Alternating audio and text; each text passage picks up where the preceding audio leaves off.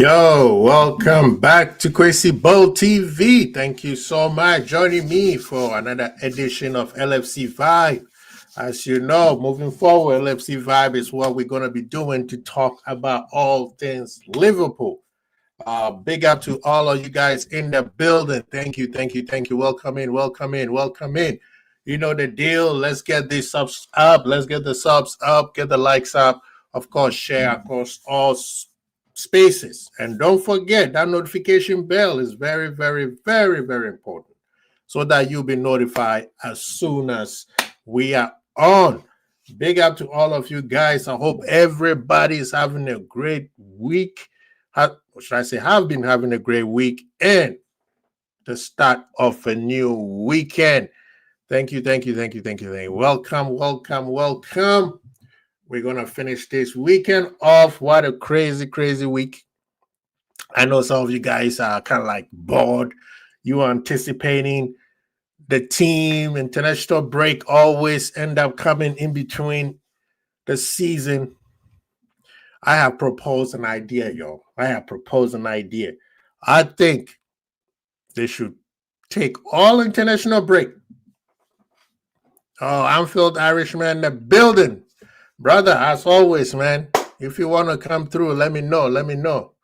You know, it's a Friday. We're chilling. We're going to just be talking the breeze, shooting the breeze, talking nonsense. That's what we're going to be doing. Big up yourself. I hope you're doing well, Anfield Irishman. This is what I was going to say. I feel like they should take all international break, maybe one in the middle of the season somewhere. The March one, should I say? Yeah, maybe the March one. And condense all the league, all the games, and have international month, i.e., after the season, give the players time to rest. He said, talking that nonsense is all I do, apparently. You know what I mean? Sometimes you just, to get people, you got to talk nonsense for them to, to come in so that you could hit them with the knowledge. You know what I mean? Sometimes too much knowledge too early, it's not good for certain people. You know what I mean?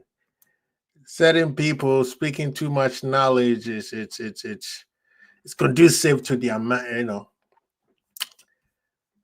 to their brain. Yeah, so condense all the games into 1 month. Have played the season. So if you take international break out, the season becomes very, very short, right? That allowed clubs to give breaks in between the seasons.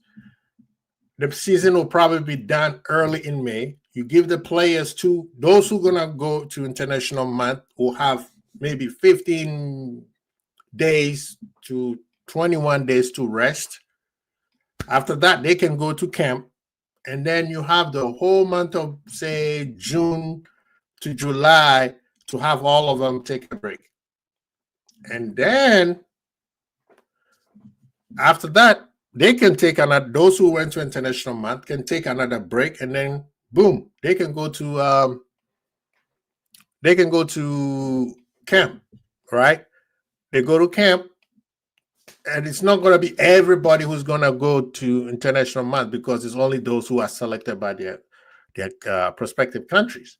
Most of the players are going to be resting. That means close to 80% of the players are going to be resting and then ready to go to camp. That gives them a longer camp time for the training to be more adjusted to the period that they have, rather than, oh, we got 2 weeks to go, so let's ramp up preseason with the fitness level so that they can be ready for preseason games. That's what I think. You take international matches out of the season. I know countries would like to play so that they can pay for their, stadiums and, contractual obligations that they have.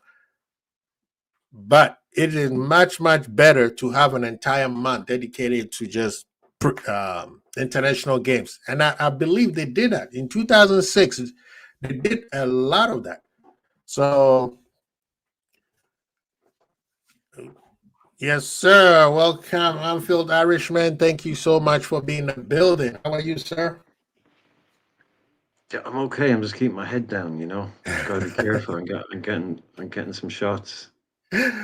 No, this is what we do, man. Sometimes, like I said, sometimes we just have to be shooting up some, you know, talk some nonsense to certain people so that they have, when you say the right things, they don't hear you.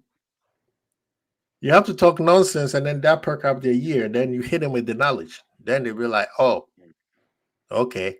We're like, yeah, because I knew if I said all the right things in the beginning, they would have just brush you off and be like, whatever. So hit them with the 1-2 combo and then bam. But how you doing, sir? How's everything going? Yeah, it's all right, man. It's all right. It's Friday afternoon. Ah, Looking yes. forward to the weekend. The Time on my wicked. hands. I was talking some nonsense myself here. Yeah. I was talking about international break should be taken out of the season. That's my proposed plan. If I do work for FIFA, take international break out of the season, which will make the season condensed, right? So it's not stretch out. You finish the season sometime early May, right? Um, After that, those who are called in for international duties will have maybe 2 weeks to 3 weeks to rest, and then they can go on camp. And the whole month of say June or a little bit of July will be just dedicated for international month, right? They can play twice a week, just like they've been doing in the league, and which means only those who are called for international duties will be what playing. The rest of them will be what they will be in international duties. And then after that, you go to break, go to camp for preseason. Now you don't have to force people to do preseason because preseason is also where most of the injury starts because they're ramping up the fitness level early so that they could play those games. So, what do you think about that? Well, I think there's a fatal flaw. Mm, So if you're so you're talking about condensing all of the international games into one just one period of month, time. yeah.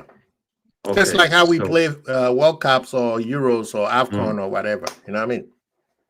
well, the tournaments, but the qualifying basically, let's just say, for example, it's all over the space of a month, Mm-hmm.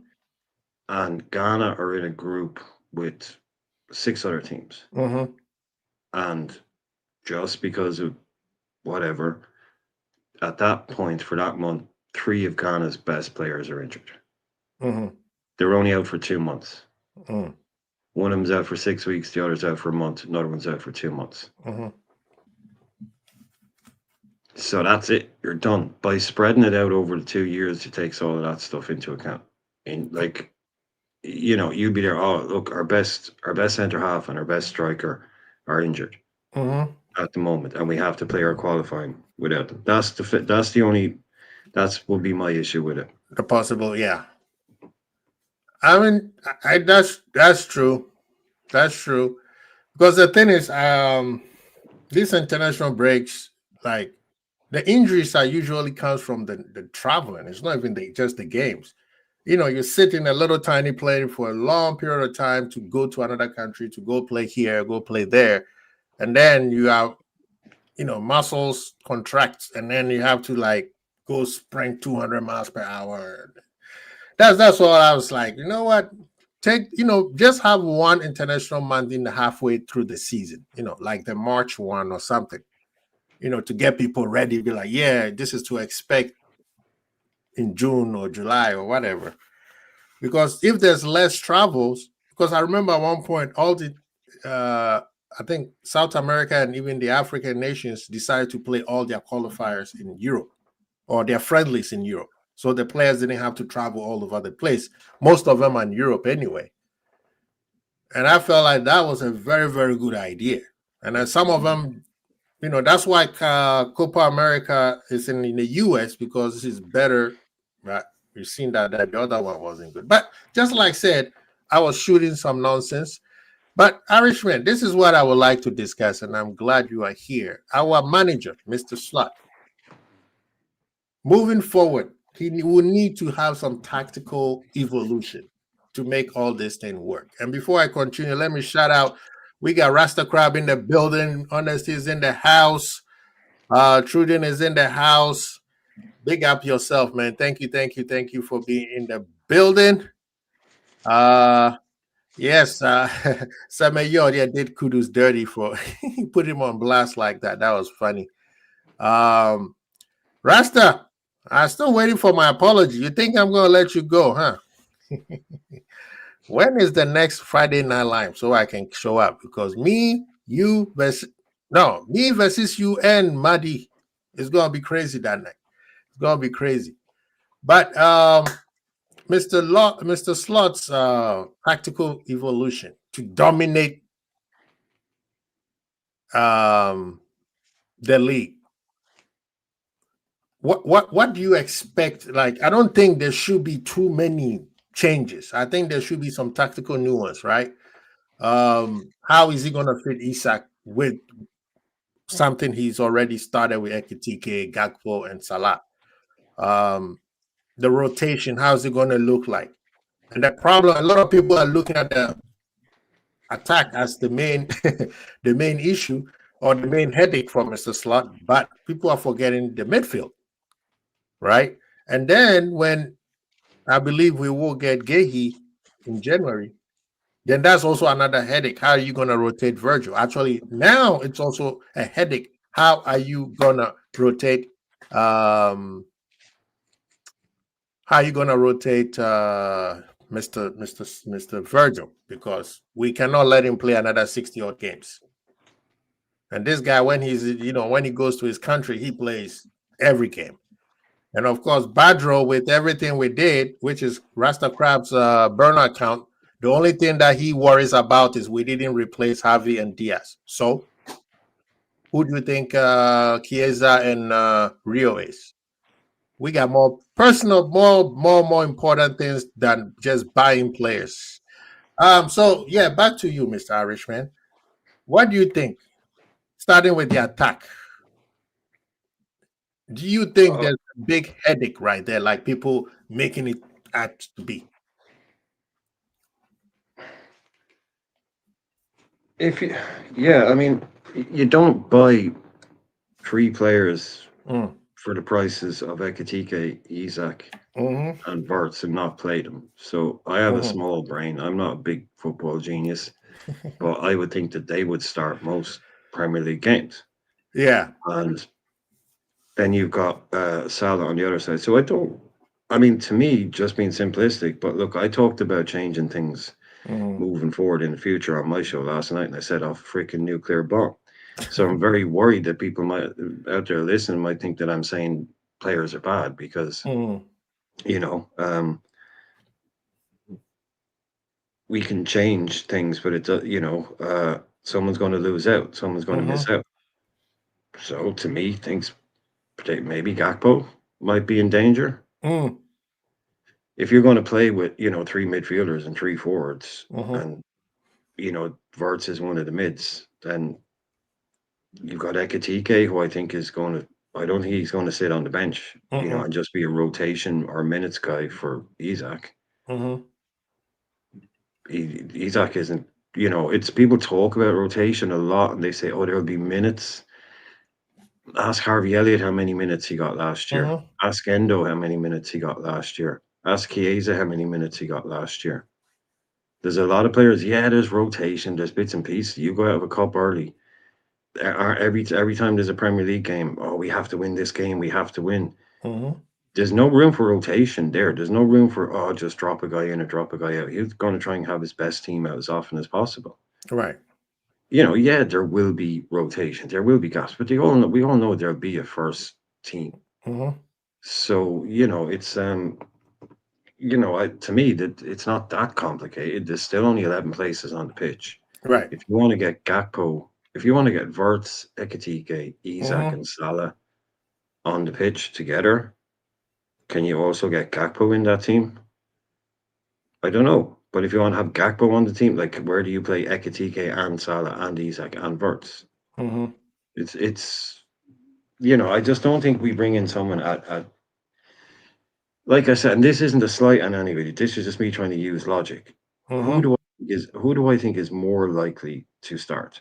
The Mm-hmm. guy that was brought in for 70 million quid under the current manager, or Mm-hmm. a guy that was brought in a couple of years ago by a different manager.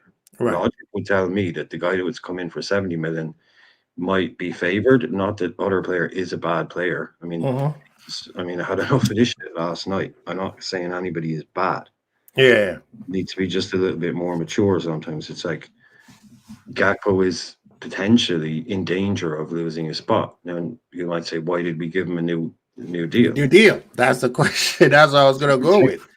to protect his value. I just don't see a world where we all of a sudden Ekatike is a bench player. Mm-hmm. You know, there's a lot of games. Of course, there's a lot of games. But like I said, ask Harvey how many minutes he got last season until the league was won. Ask Yeah. Endo. You know, it's not like there's going to be, oh, Gakpo 1 week. Not like, Mm-hmm. Gakpo 1 week, Ekatike the next. So I don't know. I don't know. He's just renewed, but that's also protecting his value and Yeah. keeping him happy. Mm-hmm. It's keeping him. It's letting him know that you might lose your spot a bit. You might be But it's playing still less minutes important. than you want, but you're still Mm-hmm. valued. The Yeah. club still value you. Still want you here. Still need you here. But look, I just don't know. I'm not good enough to tell how you get Gakpo, Ekitike, Isak, Salah, and Wirtz all into the same team. Mm. This is crazy. Yeah. And the thing Oh, is, that- I think a lot of times people focus too much on formation. So if you focus on formations, you always say, okay, where this person definitely has to play here. Maybe like somebody, I think it was Rasta who said, who's rotating Salah? We thought maybe now Salah might not be playing every single game from now on. I mean, the way we playing, it seems like he is in terms of attack, he is the odd man out in terms of performance. But we know in terms of magic, at any time, Salah is like Thanos. He will snap his fingers and then bam, right? But I think that what Arne Slot is trying to do is I'm trying to have a quality of depth. Players still have to show their worth, right? Isak, yeah, you are 125 million, but if you're coming in and you're just gonna be just because I'm Isak, brother, you're gonna hit the bench. This is Liverpool. No one is bigger than the program. So I think with the lineup, you need players who what should I say, tactically cerebral enough to be able to play multiple positions. Let's be honest, Gakpo can play on the right side. He used to when he was at not PSG, but when he played for the Dutch, he has played a couple of times on the right. He has played midfield, and his preferred position, of course, is the left side. We know that Chiesa can play the right side. Now, between Isak and yes, but he's not in the Champions League. But we still have Rio, who I think is going to get more game time than people think a young gentleman should have. But in terms of the front three, I think people need to stop focusing too much on the formation and think about the tactics. The manager can decide to play 4-2-2-2-2, which will have that means two strikers have to play.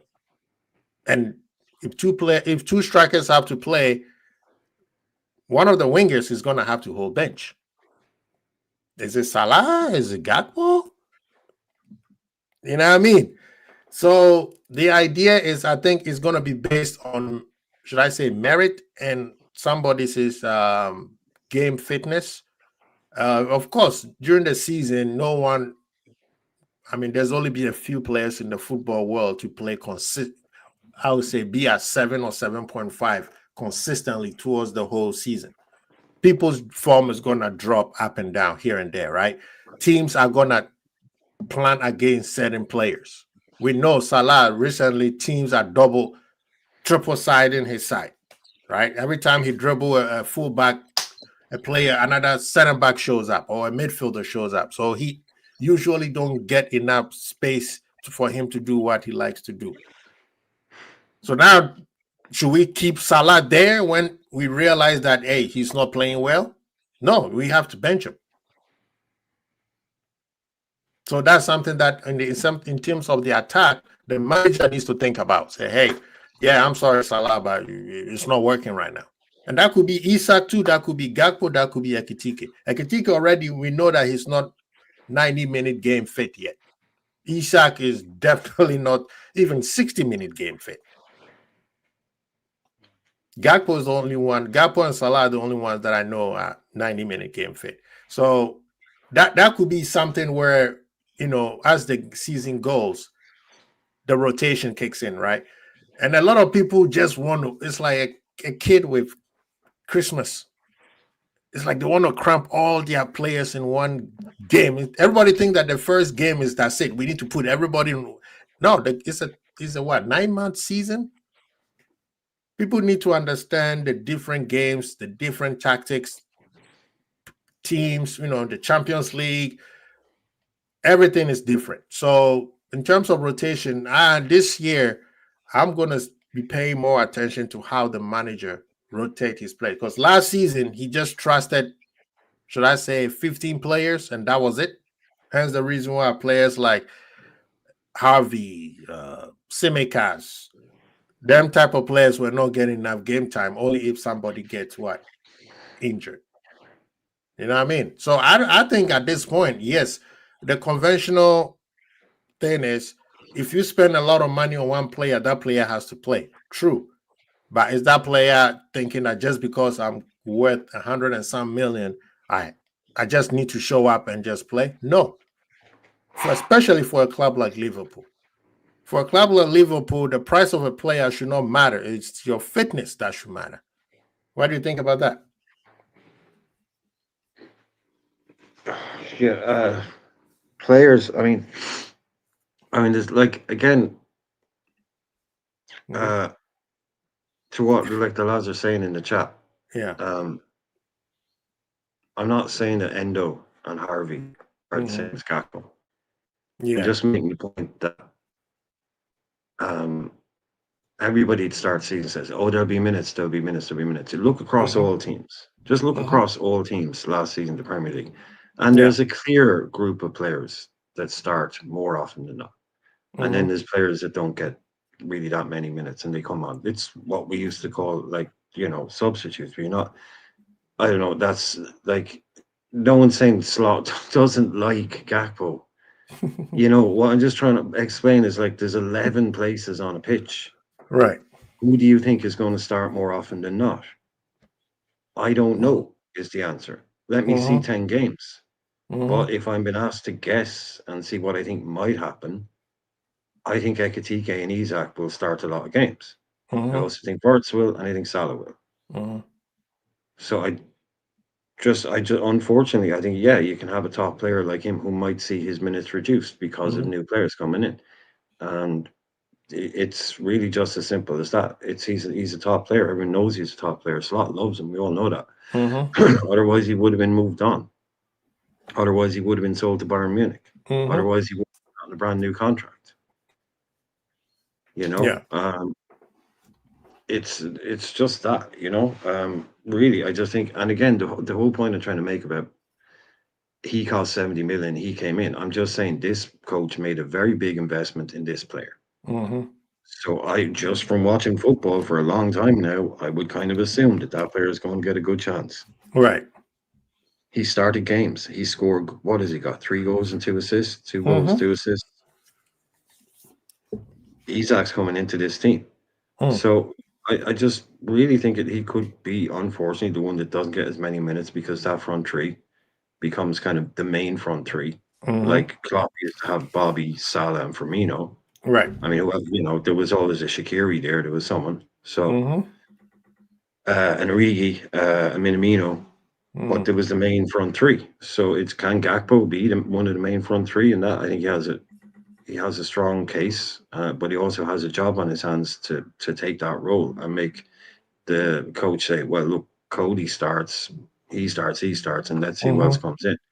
He has to go out and make that, but just give it 10 games, and especially give it like 5 games of a fully fit Isak.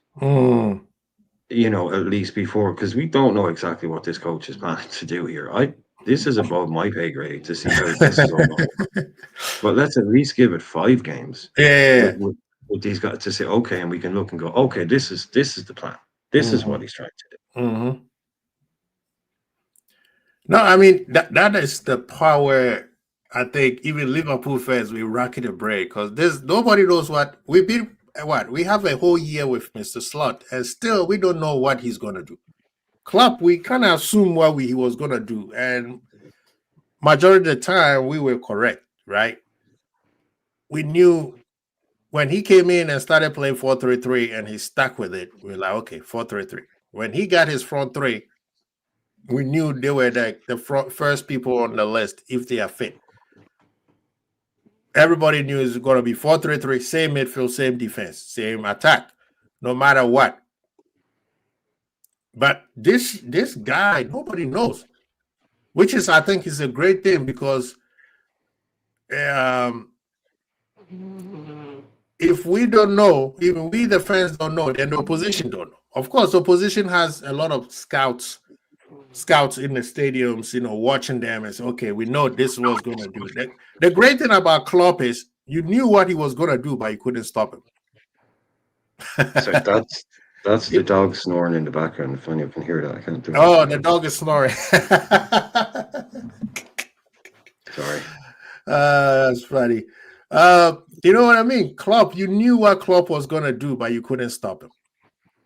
That tells you how great he was, right? And how great his teams were. You knew what was coming. On the first 11 usually pick themselves. But you trying to stop him was nearly impossible. This guy is making you think. And he can hit you with a 3-piece combo, KFC style, or hit you with a 2-piece combo, Taco Bell style. And you'll be like, okay, well, how is he going? And in between the games, he's changing things. And usually it takes great managers to be able to do that. There's only be a few who can stick with their plan and win, and there's also a few that can change while the game is going on, right? Just like a boxer. I can guarantee you, Mr. Slot, it's a boxing fan. Because as a boxer, you have to maneuver and change tactics as you go, right? You cannot stick. There's only be a few boxers who stick with their plan, majority of their plan, and not make any changes and still going with the plan, right? Keep going. Eventually, you're going to hit it. It's like flying a plane. Stick to the, respect the instruments, right? Unless something really, really drastic happens, then you have to take charge. So before Mr. Slot, I think this season, we're going to see more of his tactics because now he has more of his players. Now, usually, his players are, you won't say they are, top of the food chain. But this year, the guy has the best of the best. And even if you go a level down, they are top of the line of the level down. So I think the attack will be very, very, like you said, within next to 5 to 10 games. So we're looking maybe closer to December or even November, the next international November break. You'll be like, okay, I see where he's going with this. I think this needs to be changed a little bit. This needs to be moved here and there. Now, the midfield. Looking at the midfield, we got Szoboszlai, Maka, Gravenberg. Who's the other guy? Wirtz. And then, of course, the Endos and the Harveys. Also forgetting that we got those little kids. No, Harvey's gone. No, sorry. CJ. Yes, Jones. Right? Now, the headache that people are talking about is, do you play Szoboszlai? Who do you sit on the bench?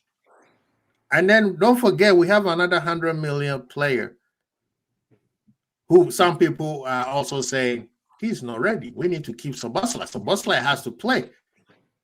I mean, the puzzle in this team is ridiculous. We were racking our brains saying we don't even have the know-it-all to talk about the attack.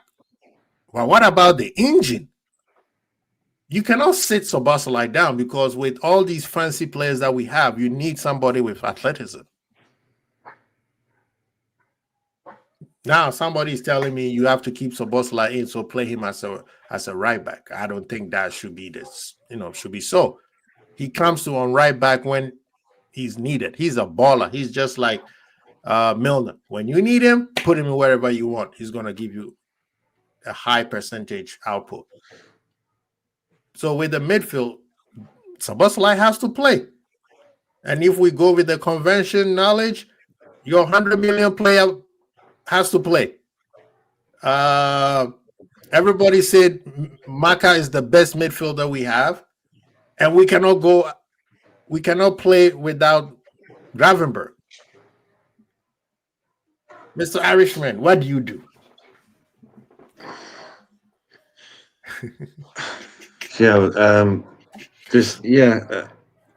The right back thing as well. That's just crazy. It's come out of nowhere. No one was expecting to have to figure out how do we now back to back man of the match. Yeah, that wasn't in the plan. That wasn't.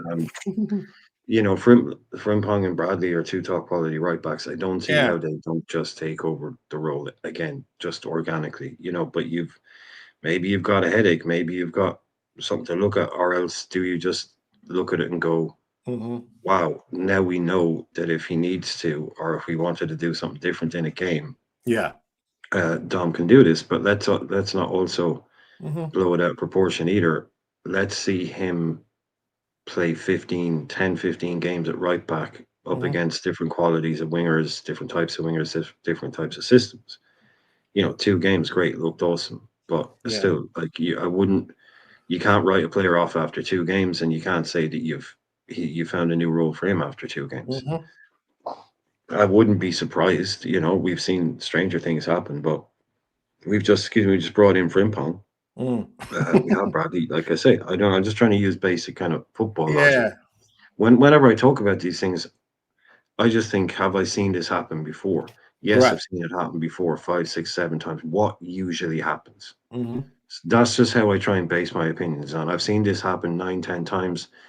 9, 10 times out of 10, this is what ends up happening. So that's just the way I look at it. I don't know. Again, you've got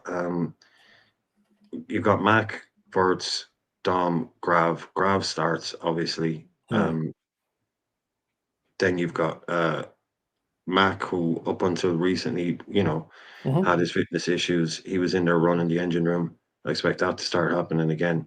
And then you have Verts, and then you have Szoboszlai. So again, like with the Gakpo scenario, he was a guy that you might, if you don't want to bench Grav, Mac, or Verts, then maybe Dom gets benched for the same reason that maybe Grav gets benched. So again, just it being a numbers game, who gets into every game, who starts every game. To me, I still think probably McAllister, Verts, and Gravenberch, if he wants to go that way, would be the 3 for me. But yeah, Dom would be incredibly unlucky. Some would say unjustifiably dropped. But the international break has come now after this 2 games. Maybe when they get back, Bradley and Frimpong will be fit, and this thing will just kind of, do you remember a month ago when we were talking about Dom at right back?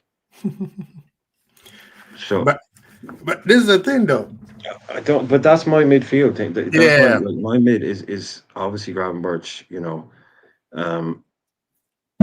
McAllister, fully in form, fully fit, walks into this team, and then how do you balance it up? I mean, him and Verts it's not brilliant defensively. True. So I don't see his. I know he did against Arsenal. I don't see us keeping a lot of clean sheets if we have all these attacking players out there. And we're asking Virgil to hold a lot together. And Frimpong is bombing up the right, and Kirkes is bombing up the left. And you see what I mean?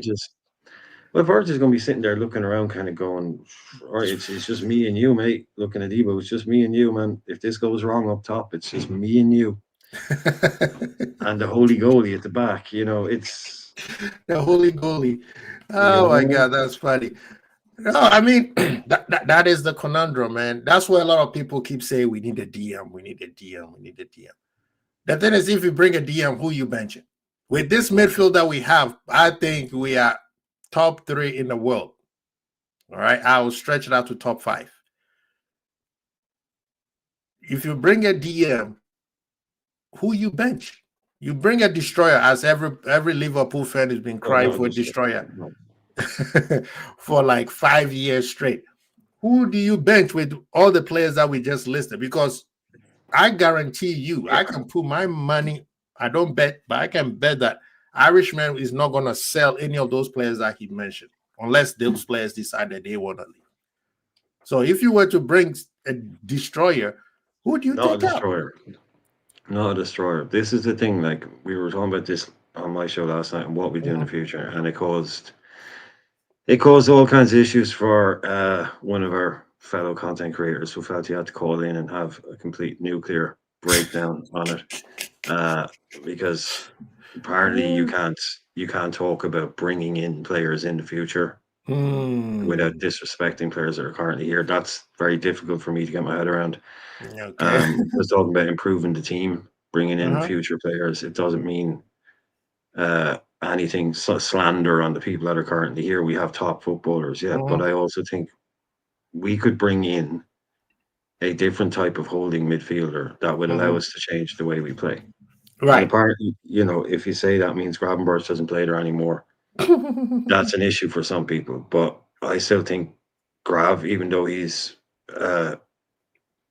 not always done this job, he's been exceptional at it. But I just, it's just me. This is personally what I would do. And look, if Grav is here for the next 6 years and he plays that role, awesome if we win leagues. It's just I think this manager, just from what I've heard, has his eye on another type of player that is a different type of distributor from the back, a different type of ball player from the back, and absolutely not a destroyer, because a team like Liverpool, We don't need with the it. amount of the ball, you don't need a destroyer. You need a blocker. You need like An like athletic.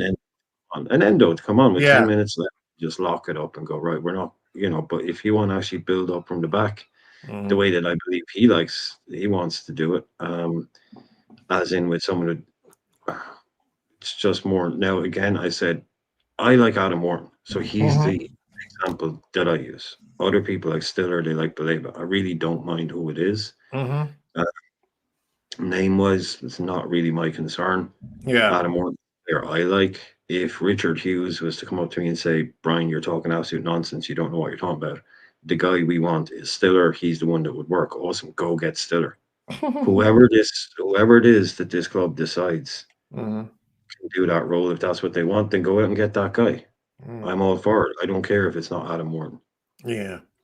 I just think he's a lovely footballer, but he would help us We don't play have just. his type of midfielder in our squad.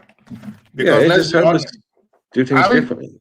yeah. I mean, I was talking to Ends, and I'm sorry, but the player that's an odd man out right now in the Liverpool team is McAllister. Mm. You see, you could have a scenario where someone like a Wharton comes in, Grav moves forward, McAllister moves on. And I'm not talking about tomorrow. I'm talking about over the course of the next 2 seasons. Yeah. Just over this season, over the course of the next season, someone comes in, and then by the end of the following season, Mac has decided to move on to pastures new. We're constantly evolving and getting better as a team. Not getting better because Mac has gone. That would trigger people. I've learned that Right.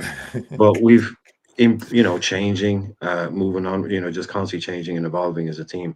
And that's like what you're saying to this manager's tactics. This manager said he was already having to change what he was doing last season. And again, this is with no transfers, by the way, because by the end of by kind of January, February, most teams had figured out what they were doing. So he said they were already trying to change the way they played. This guy doesn't have a dogmatic Klopp, I play like this one way only. This guy is constantly changing, constantly evolving, in game, in season. New coaches, Van Bronckhorst has come in and given a whole new raft of ideas Identity to to this the team. club. Yeah. New way of building up. It might not work. It might not be this silver bullet. We might be doing something different next year, but it's constantly changing. So like some of the criticisms of Arne's last saying, well, why would we do this? Because last year we played like that. I mean, to me, that's just being disingenuous to say, oh, well, why would we do this? Because last season we did that. The guy's already come out and said we were changing halfway through last season. So do you mean first half or second half? And to not even admit that he is changing the way that he's building up, he's changing the way that he's playing, he's trying to right now with a lot. So the Right. idea that you can look at what he did last year and say, oh well, such and such a player won't work in the slot team because he did this last year. He was working with what he had. Now he's bringing in loads of his own players, his own ideas, new coach. I can't wait to see where it goes because I think it's going to be a bit kind of shaky for some Liverpool fans, maybe, but I think it's going to be very kind of attacking.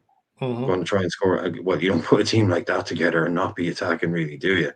It's kind of like prime, I don't know, Lakers or Chicago Bulls or something when they just had all the best point scoring type people, just magic forward line type of thing. You don't go defensive with a team like that, do you? You don't try and be solid too much with that. There's only so much you can do. So I'm expecting a lot of good football, but maybe we might not be ironclad. Like the clean sheet people might not be having so many clean sheet nights. But I mean, let's be honest. I think that we can have clean sheets. Our Liverpool's problem is errors. It's not. That's what I'm saying. Even last season, you cannot. PSG, maybe yes. PSG dominated us when we went to Paris. But when it came to Anfield, after they scored the goal, they couldn't dominate. We were just not putting the ball in the back of the net. I wrestle to see any club that we played that have dominated us where you like, ooh, okay, we have a problem. No, you're correct. It's not true domination. It's like it's goals. This is the kind of goal I expect us to concede more often than not is that Semenyo type goal. But even with the Semenyo mistakes high up the pitch, yeah, but it is. It's not true. It's just a mistake. It's a high turnover. Yeah, and it's not because we're not shipping 3 because we were under the cosh for the whole game. Exactly. It will be because we're we're too high up or we're too attacking or we haven't quite. And look, every tactic is a high bar actor. If there was a perfect tactic to mention 1-0, every people would do it. Every tactic is a gamble, and if you want to go with a more attacking one, because you have the players that can do it, then that's what you should do. Yeah, humans are humans, and you're up against good teams that can pop a ball real quick and get in behind you. But I think it's going to be that kind of thing. I don't think it's going to be because of, like you said, we're being played off the park or dominated. I've never seen it. I've never seen it. Like you said, it was PSG. It was literally, and PSG should have had 10 against us if they could have finished. But they couldn't, and we only went down on penalties in that game. And nobody else really, nobody even came close to doing what PSG did to us, to be honest with you. Forest beat us, but in a totally different way. Like Forest beat us by going kind of, long and being physical. They hit us on a counter-attack.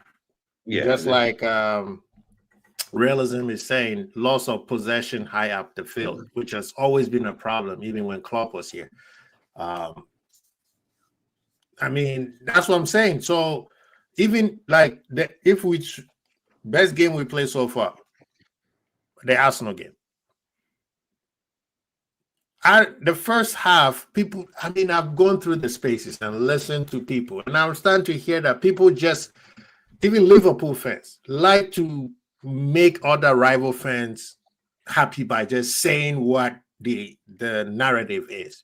Yeah, we didn't play well, but the second half though we play well. I'm like, bro, first half, people don't understand that it was a game of two managers trying to find weakness at each other. You have to respect your opponent. If your opponent does something right, you have to respect it. We were trying to do something. They were blocking us to do it. They were trying to do something. We blocked it. Like I said, I have the stats to show it. They had 2% ball possession than we did. That is not domination. And I heard what Don Robbie said. Yeah, we were dominating Liverpool, but it's just the goal. That's what people say to make themselves feel good.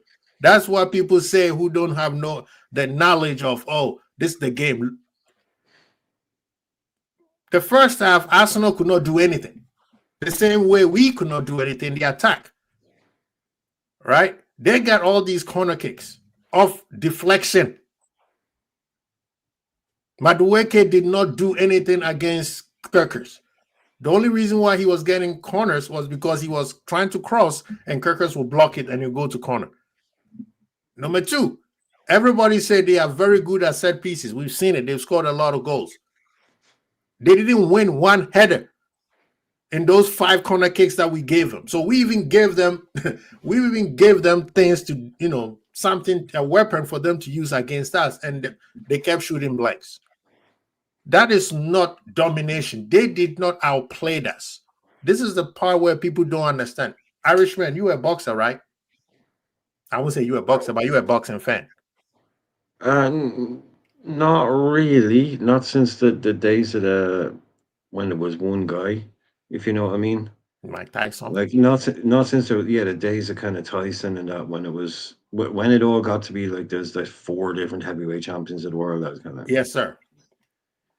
So I like Katie Taylor. And I will watch a big boxing match if they're on. But nowadays they're all on at 3 a.m. because they're on in Saudi Arabia or they're on in America. It's really actually genuinely kind of hard to watch them because they cost £100 as well on DAZN or something. Yeah. But, yeah. Now let me take you back to history. There used to be a boxer by the name of he called himself the GOAT. I'm the greatest. He beat you with his mouth before you even step in the ring. Right? And he fought another big giant by the name of George Foreman who could punch you off your feet. And then he created something called the rope-a-dope. And the rope-a-dope was he let what's the name? George Foreman punch himself out of. And then he just, knocked. I mean, it was just beautiful. So for me as a boxing fan, I'm not an aficionado or whatever they call it, but I like boxing. Sometimes when you watch boxing and you say, wait a minute, this guy threw a lot of punches. Yeah, he was throwing a lot of haymakers, but the other guy was doing what? Jabbing him, right? Kept jabbing him. After a while, your jab becomes very punted. That's why boxing, they say a jab is more important than the power punch that you're going to throw, because the jab is the one that sets the power punch. We've seen Chelsea come to Liverpool and people say, oh, they outplayed us, because that's what Chelsea fans want to say to make themselves feel good. That's what rival fans want to say because they don't like Liverpool. Oh, you guys got lucky. Be like, no, we didn't get lucky, because when we decided to score a goal, we did. The Arsenal game, Liverpool scored a goal. Some people forget that we scored a goal and they called it as an offside, which the VAR said it was an offside. And it was a well-planned goal. Just Ekitike or somebody, Ekitike got caught offside. So the whole game, there's only one team that was actually doing the most to score a goal off a play, not just off a set piece. We just happened to score an amazing free kick. That's why I'm trying to say, like, you watching the game and everybody's like, oh, this is the Arsenal and Liverpool game was much better than the Liverpool and the Newcastle game. And as I can see, my friend Real Jared is saying, Realism is saying it was an Honduras game to watch. Neither team could keep the ball. Was the terrible advert for the Premier League. For me, you talking about the Newcastle game. That's the worst game the EPL can use to advertise, to show that they have the best league in the world. The ball was on the ground 40%. 40%. The ball was on the ground 40%. And guess what? 63% of it, Liverpool had control of it. What Newcastle did very well was launch the ball into a dangerous zone and have everybody make made a whole mess out of it. And with their fan base, of course, they loud. So everybody seems that, oh, it was such a great. No, it wasn't a great match. The Newcastle game is the worst match. The Arsenal game, it was a game of two teams and two managers trying to find playing chess and trying to find a weakness in the other team's armor. And I appreciate that one more than the Newcastle game, because the ball was on the ground. When we have the ball, we keep it for a long period of time. When they have the ball, they keep it a long period of time. That's why it was 49, 50, 51. The second half, I heard some people say, oh, Liverpool did not even control the game that well. We had 73% of the ball at one point. And usually for you to have 73% of the ball, that means for about 5 to 10 minutes, you have most of the ball. So, you know, that is my thing with the match. A lot of people looked at it through the lens of entertainment, and they didn't enjoy it because it wasn't entertaining. And that is why I want to move on to my next point, which is Arne Slot is not going to be entertaining anybody. Arne Slot is going for results, and his result is going to be boring or entertaining. Take your pick.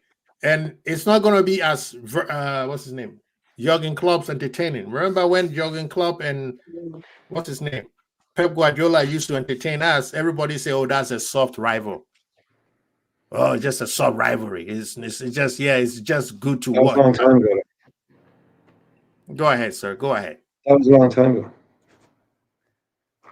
That was completely, you know, excuse me, that was a long time ago. Yeah. Jurgen Klopp, big football. The last 2 seasons when Pep Linders, and yeah, I am bringing up Pep Linders, just look, use your own eyes. Look at the football that we played. It was the worst of both worlds. It was supposed to be the best of both worlds. And it ended up being the worst. And that's not a slight on anyone. That's just a partnership that didn't work. Right. The history is littered with failed partnerships. 2 people who were both excellent at one thing, and think if we got together, we'd be, you know, but for whatever reason, just doesn't work out like that always. The Klopp, the Pep Linders football, that don't tell me that was good football. Don't tell me the 5 year on the clock was exciting, anything like what we used to do. Like, and again, people, you can only do that gegenpressing or kind of high octane counterattack football if teams come out and attack you. Most teams just sat in, and so that's why the idea of bringing in a coach like Pep Linders was to help us break down more tactical teams that weren't going to just come out against us. Right. And I think he got really kind of like, we finished 5th and 3rd. That's what we got in the last 2 years. Some of the best across football, what made him famous, the flying red arrows and all that, Trent bombing down the wing, Andy Robertson bombing down the other wing, Mo, Bobby in the middle, Mane pressing like hell. That football was long gone, man. That was long gone. That was nowhere to be seen anymore. So I think if you look at the shape, in the second half of that Arsenal game, the shape was a lot easier for someone like me to see. Like, I'm not forensically watching a game the first time I'm watching it, right? Because the first time I'm watching it, you're caught up. You're just trying to follow the game. You're not looking, oh, where's he standing and all that kind of stuff. Right. Later on, you can look back and see, well, what was going on a little bit. Even then, that's not really my bag. But you could see the 3-2-5. You could see the 2-3-5. You could see the shape in the second half, the clear build-up of what we're trying to do. 3 at the back when we go forward. Kirk has sitting in, not a midfielder dropping in. 2 in the middle and 5 up front. And that 3-2-5 was then becoming the 2-3-5. Where it was just Ibu and Virgin. Then we were going forward even more. And you could see that shape. Now, it helped that Arsenal sat off a little bit.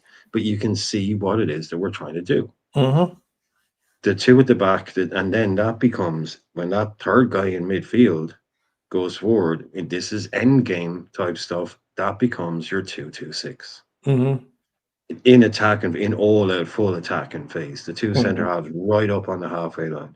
2 midfielders just in front, and then a whole line of 6 players. Yeah. Karkas, Frimpong, and everyone in between just attacking.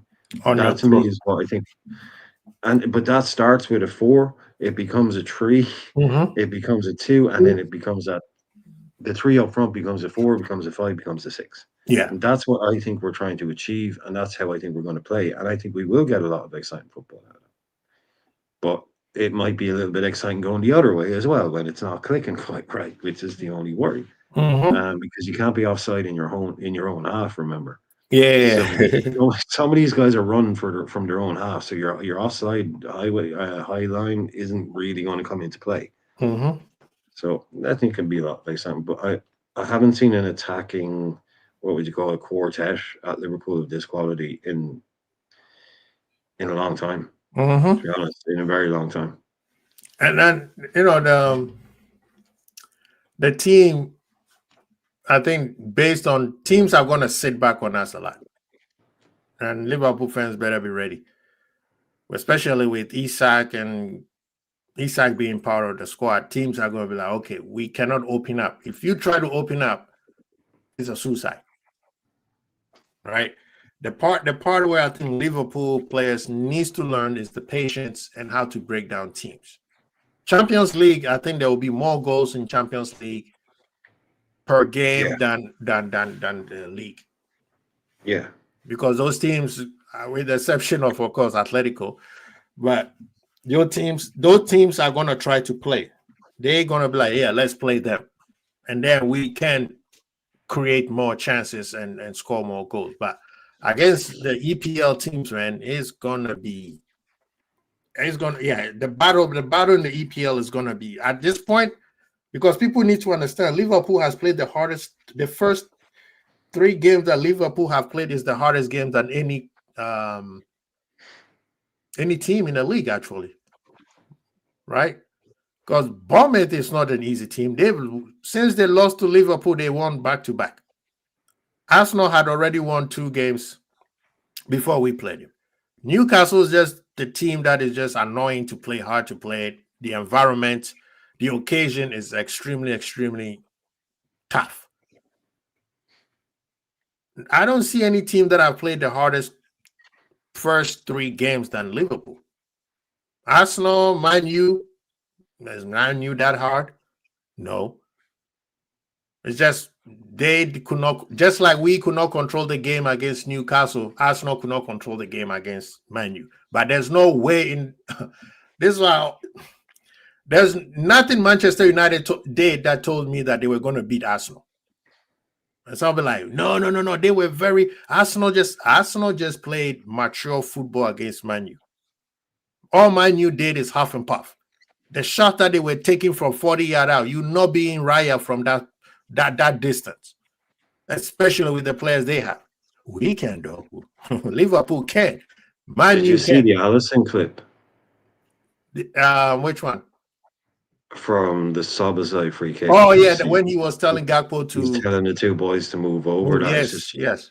genius. Because there was, you can see a big huge gap in the middle of the wall, and he's just like over, and he's just like, no, spot on, stop there. I mean, that is quality work, man. That doesn't go seen. Like, if no one had a camera, no one ever known he did that. That probably had a huge part in that goal, because all of a sudden, like, you could see Raya. There was a big huge gap in the wall, and Raya was just staring at the buzzer. You could see it. All of a sudden, boom. And that's why. That's next level work from a goalkeeper, man. That is next level shit. Like, but when you look at it, they literally block his line of sight. Yeah, he's saying he can see. He's like over. He's like, now, yeah, he's blocked now. Boom, don't move. Yeah. Stay there. Because he puts his hands up, stop, like that. And he's like, over, stop, bang. And he's just like, thumbs up, perfect. And yeah, they blocked the whole thing because the Arsenal had split to let Reyes see. And Ali's like, yeah, I hold my beer kind of thing. I'm just going to block up that lad's over, in. Yeah. And the crazy thing is, you could see Raya also move because he's like, oh, I can't see. Right? If you look at Raya, where those two, okay, before we saw that video of what Alisson was doing, before Szoboszlai kicked the ball, you could see Raya move.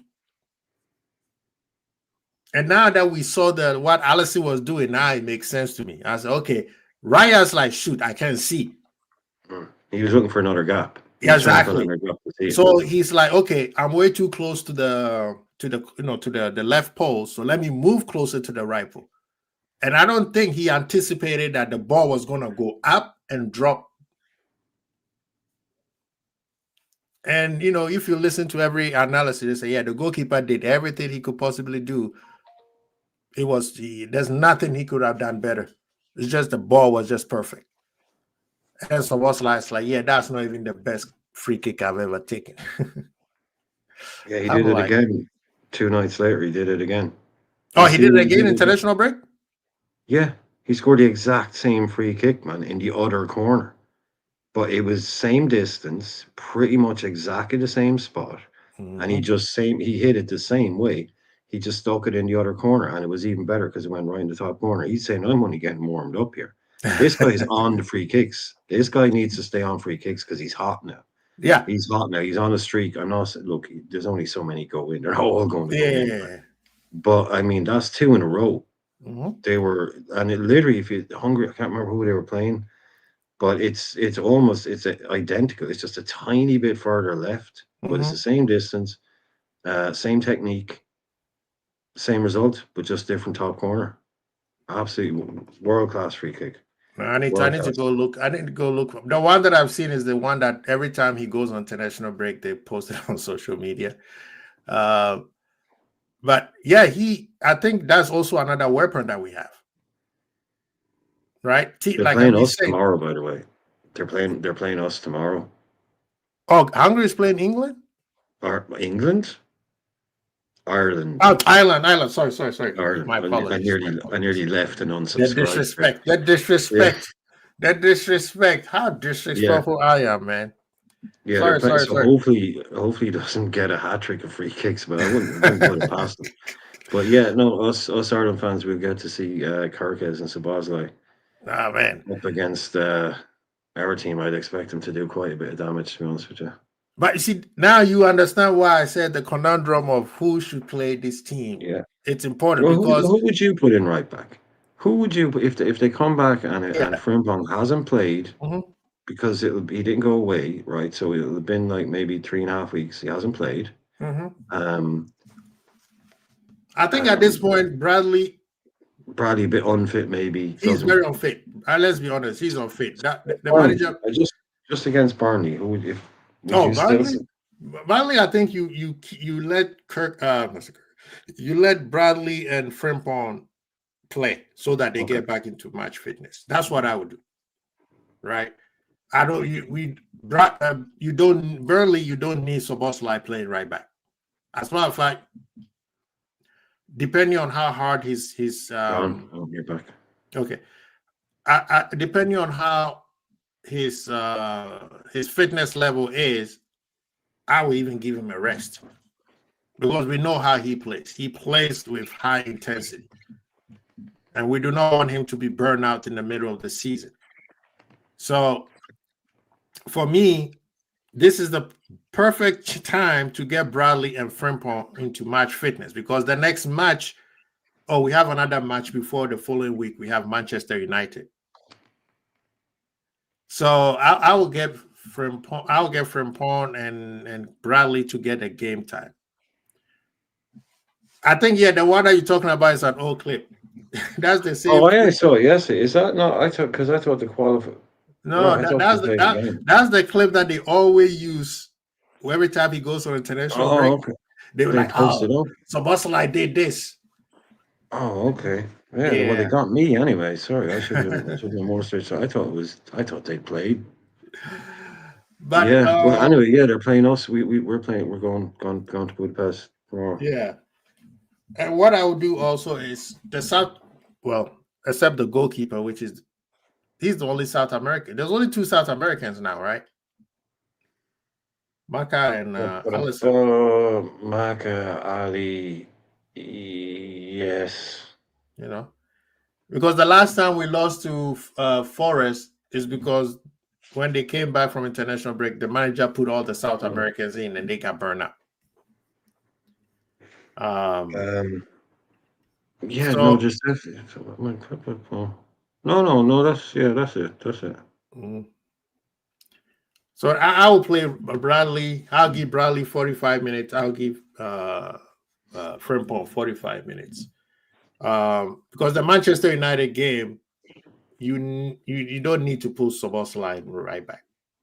If you're gonna play Szoboszlai in the right back, it better be against City, Chelsea, those type of games. Because you need. I'll posit something, Causey. posit Mhm. something, right? Yeah. Had Jurgen Klopp known a year and a half ago, say 2 years ago, Mhm. I know it was a bit early for Slough, but if you look at like that whole trying to play Trent inverted, Trent in midfield shit, Yeah. That was I mean, stupid. but obviously Sabazlai could have done that, right? Yeah, Looking at the way he's because guess playing, what? What Soboslai does is he runs back. yeah. So he could have done that, right? So Yeah. did we miss a trick by not selling Trent for 70 million, 80 million a year and a half ago, and using Sabazlai in that role instead? Maybe we could have got a few quid back then. Hindsight. I mean, hindsight. I Yeah, we know, should have sold. yeah. Oh, I hate the inverted fullbacks. I hate it. Yeah. It's annoying the hell out of me. It's good, but Soboslai makes it look damn good. Because during the Arsenal game, there was one part where he started the ball, right? The sequence of the ball from right back. The ball got switched to the left. There were so many passes on the left side, and then when it got the camera pan out, Soboslai was in the number 10 row, and it was so quick. I was like, how did he get there so fast? And then there was one part where he ran 100 meters up the field and then 100 meters back when we got hit with a counterattack. If Trent was there, he's not running back. And that's what our inverted fullbacks was always getting us in trouble. Because now we have the two center back stretch. Now Fabinho or whoever is playing that DM has to do twice as much work. But this guy is sprinting back.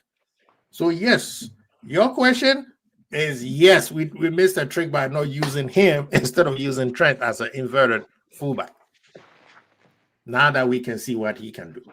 But I always said that the inverted fullbacks thing was something that was always It just was going to be a needed at the fad. time when we started. It was a fad. Like Yeah. there's always like bits and there's always things like Guardiola is great for coming up with stuff, Mm-hmm. and then kind of everyone figuring it out slash copying it, and Uh-huh. then before anyone realizes Guardiola has abandoned it and he doesn't do it anymore He has because it's moved old on. news, Yeah. and everyone knows how to counteract it. Mm-hmm. So I always thought the inverted fullback thing was kind of like something you can do if you have high quality players. But everyone trying, like you had teams like Burnley trying to do it, and teams like Sheffield United trying to do it, or whoever, but everyone trying to do it. It's like, Yeah. and all the while Pep has moved on to doing something different. I always thought it was just something that was very it was self-indulgent for someone like Trent to try and want the whole team built around him. It's like, Mm-hmm. okay, how do we build a team that allows us to play Trent inverted? I was like, well, how about we just play Trent as a fucking right back and Mm-hmm. build a team that can win games Right. rather than obsessing over how to get this kid into his preferred position like he's the second coming of Maradona, mixed with Franz Beckenbauer. Yeah. But It's not, to me, it was just, I wanted it gone. I wanted Trent gone if we were going to build a whole team around this kid. yeah. If, to me, it was just getting insane and it wasn't working clearly. Finish Mm-hmm. fifth, finish third. Wasn't working. It wasn't. And this is the thing, Irishman. At the time when we started doing inverted, we were struggling. So when Trent did it, we're like, wow, it gave us an extra man in the midfield. And of course, with his passes, and that's something that he wanted to do anyway. So it worked. But then I told Ensman, I said, the season that we started, we were struggling. The same season, I said, we need to stop. He's like, why? I said, watch the game we played against Aston Villa versus Una Emery. Una Emery nullified it at Anfield. He nullified that inverted fullback stuff at Anfield. And I told Ents, I was like, bro, it's not going to work. It's not going to work. People going to figure it out. It's just one game. It's just one game. The following season, guess what? Everybody figured it out. And then Pep Guardiola moved on from that. And the club kept doing it. He kept doing it until he left. And let's be honest, Arne Slot also kept doing it last season. But the reason why it works with Szoboszlai is because Szoboszlai is a natural midfielder. Now, the question is, if he didn't have that kind of engine, will it work? That's the question. No, that's why he works. But I think the main part of why Sabazet works in that role is because he not because he has no ego, but he would basically play anywhere for the team. And he would say, okay, boss, Slot walks up and says, I need you to do a job here. He's like, tell me where, tell me when, tell me what you need done, and I'll do it. He's not going to be throwing a strop because he thinks he should be playing in the 10 or anything like that. Right. He's going to, you ask him to play in goal, and he's going to go out and give you 150%. That's why I think I trust him to do it, because, like you said, at the very, very least, what you're going to get from him is maximum honesty and maximum work rate. He will chase, he will hurry, he will work. He may not get the tackle right, but he won't be 30 yards up the pitch having a sulk because he's having to defend. He probably enjoy it and he love it. That's why he's built for it, and he's got the athleticism. He's got the work rate. He's got the strength. He may not have, look, a good winger will cook him up. Of course he will, because that's what good wingers will do. Kvaratskhelia would have great time with him probably. I don't know. But because he's not a natural defender, right? But he could get as close to it with, like, he would not let you down through lack of effort or lack of work rate. And that can be enough sometimes with his quality. That can be enough. And then you saw when he just got forward 20, 30 yards, he was like, oh, look at me. I have a whole pitch in front of me. But he's like, look at this. He's not used to it. Like a player that can pass. Yeah. So much space to pass. So much space to pass. And even with the whole thing of, if Martinelli, the reason, let's dissect what you said, like a player like Kava would cook him. The reason why he won't cook him, like I believe people think, even if Eze would have started, is exactly what happened when Eze came on and Eze beat him. What did he do? He ran back and got the ball back, which was something that was a cheat code for City. That's what Kyle Walker was so good at. If you beat Kyle Walker, he uses his athleticism to do what? To recover from the mistakes, right? You beat him, you think that, I got him. Then out of nowhere, he's sprinting fullback, sliding from behind. So Bosalai, I think with his athleticism and his engine, if a great winger were to get to him, you might blow past him, but guess what? He's not going to quit. That's the difference. Trent's issue was when he get beat, he quits. Or he doesn't track back fast enough. I never believe in the analogy that he wasn't a good defender. I think he chose not to put effort in defense. So we had to supplement him by giving him, what's his name? Henderson. That was Trent's problem. And that's why his problem in Madrid right now is the same thing, because, hey, brother, nobody's going to save your behind. You got to put in the work. And the Liverpool fans who thought he was a midfield, Madrid, he has only given one good pass so far, right? But players like Szoboszlai, who they don't have a I quit mentality in them, you could beat him 3-4 times, but they're going to keep coming. They're going to make it difficult for you. And that's what he did for Martinelli. Martinelli thought he had I'm going to cook this guy. And I saw what Theo Walcott said. Szoboszlai would have been a winger's dream. No, so Theo, I remember a couple of times you could not beat Senin Mandem on the fullback side of the game. You know, that's why he wanted to play. He said, I'm a striker. So with Szoboszlai, yes, if he meets a great winger, he might struggle, but I don't think he will struggle as people think, because he will use his athleticism to recover from that kind of situation. And he did that against Eze. When Eze walked in, Eze dribbled past him, and he ran back and got the ball from him. But yeah, man, going forward, I really like to sum up everything that we're talking about, the tactical evolution that the manager has to do. I think it's going to be very, very nice to see, because at this point, I personally believe he is the best manager in the league right now, as we speak. And I want to see how he progresses, because if this man wins the league this year again, everybody's going to be looking at him. everybody's going to be like, hey, let's see if we can poach him. What do you think? Yeah, the plan I think certainly was to come in, assess the squad, uh, minimal changes, like new people up top, like Hughes, Slot coming in. Mhm. Zubimendi was wanted. Bring him in. Okay, didn't happen. Right, hold Mhm. farm, and then year two, like he did at Feyenoord, a lot of changes. Mhm. Um, and went on and won a league title in his second Yeah. year. So I think he kind of got a bit ahead of schedule with Yeah. the title win last year. But it's all now really kind of clicking into gear in terms of a lot of players left, younger players left last season. A lot of the more senior players left this season. We brought in new players at both age levels. Mm-hmm. And yeah, probably a little bit ahead of schedule win that league last year. So yeah, that puts a target on your back. That makes him the guy to beat. You go out and you spend all the money we've spent, that makes you the team that's expected to go out and perform. I'm fine with that. I'm Mm-hmm. not really sure how that works, but we're expected to do it. We go out, if we win it, we win it. Mm-hmm. But yeah, I suppose it will be. I'm not buying the whole if we don't do this, this, and this, it's a failure. Because I think this is a team. When you look at the age profile of the players that are coming in, this is a team that's built to do 5, 6 years. Mm-hmm.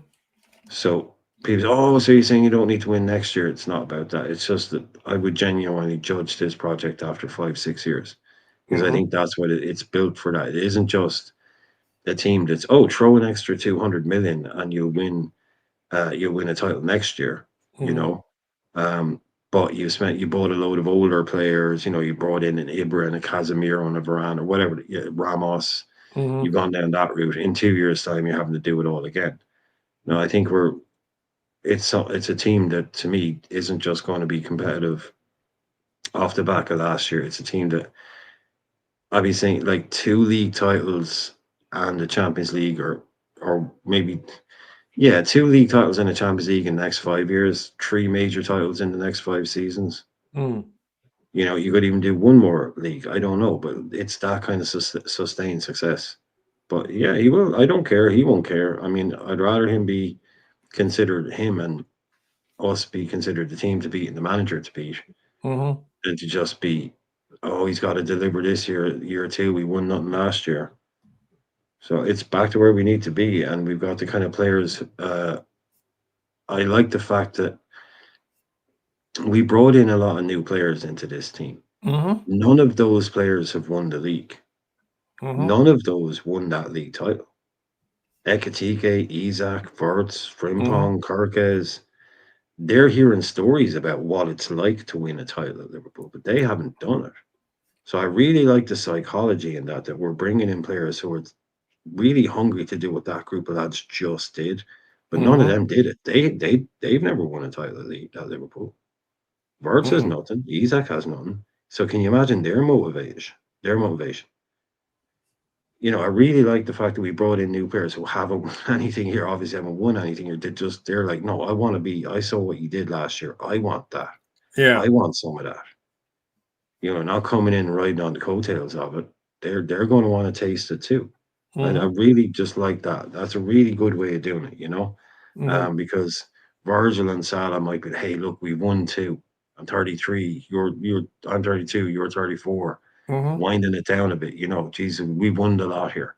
You've got a bunch of players who are right beside what it is to win, like 5 minutes away, but they won nothing. So Yeah. their motivation is going to be absolutely sky high. Isaac, like I keep mentioning, has one trophy in his cabinet. He's 26 and he Mm-hmm. has one major trophy in his cabinet. He must be one of the most driven players out there right now to go and win trophies. Mm-hmm. Score goals, wins games, wins trophies. I mean, that is the reason why I'm not worried about the what the manager is going to do with his what we were talking about, because the players are hungry. If you're not, you're going to be on the bench. I'm sorry. Yes, the manager will have his favorites, right? Every manager does that. But this team is going to be predicated on how hungry. That's why a lot of people are like, well, you saw how Madrid struggled when Mbappe went to Madrid. True. A lot of times when you have too many good players together, it doesn't work. But the thing is, you see, one thing that Liverpool have always been good at was we get certain players with certain mentality, right? Players who, what we used to call it, no dickhead policy. So those players are ready to go.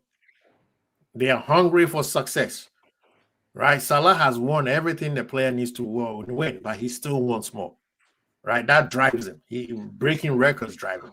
A player like Isak, just like Irishman was saying, in England he has only won one trophy. Yes, he has won some trophy at Sociedad, but a player as good as him, he needs more.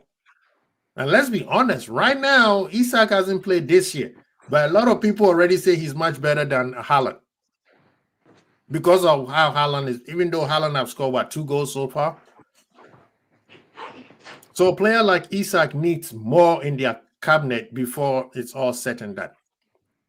All right, Ekitike is trying to prove to the whole world, I'm that dude, and he wants to go to the World Cup. And look at him now. He forced himself into the French national team. You know, players like Gakpo. Gakpo is just a teacher's pet.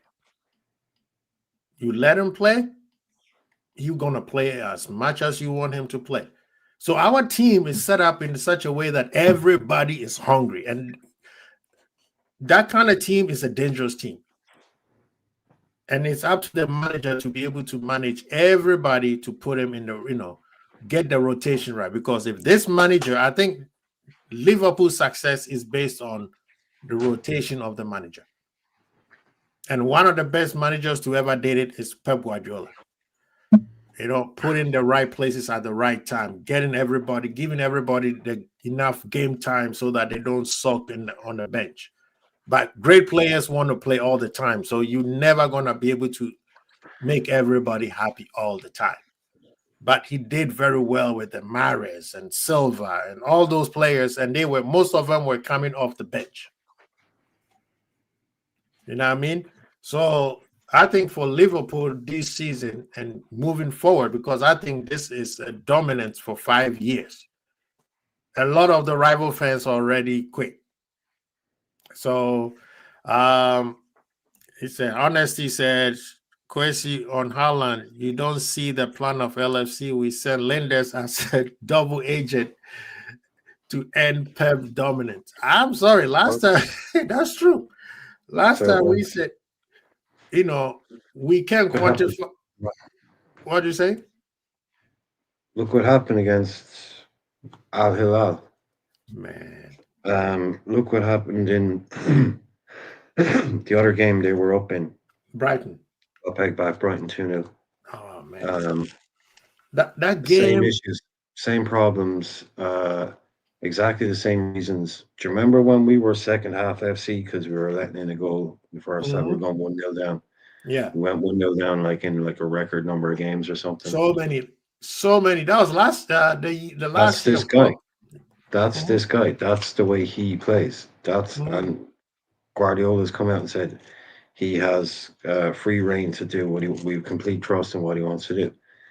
This guy has one of these systems that just doesn't work, but he thinks it can work with certain types of players, and it's just going to kill them. It's just going to kill them. It's what was happening to us. I don't know why people can't understand why this guy he left Liverpool to go to Holland, Nijmegen or one of those clubs, got sacked, didn't last 5 minutes. Jurgen Klopp gave him his job back. Then he left again to go to Red Bull Salzburg, got sacked, got his job back at Liverpool. I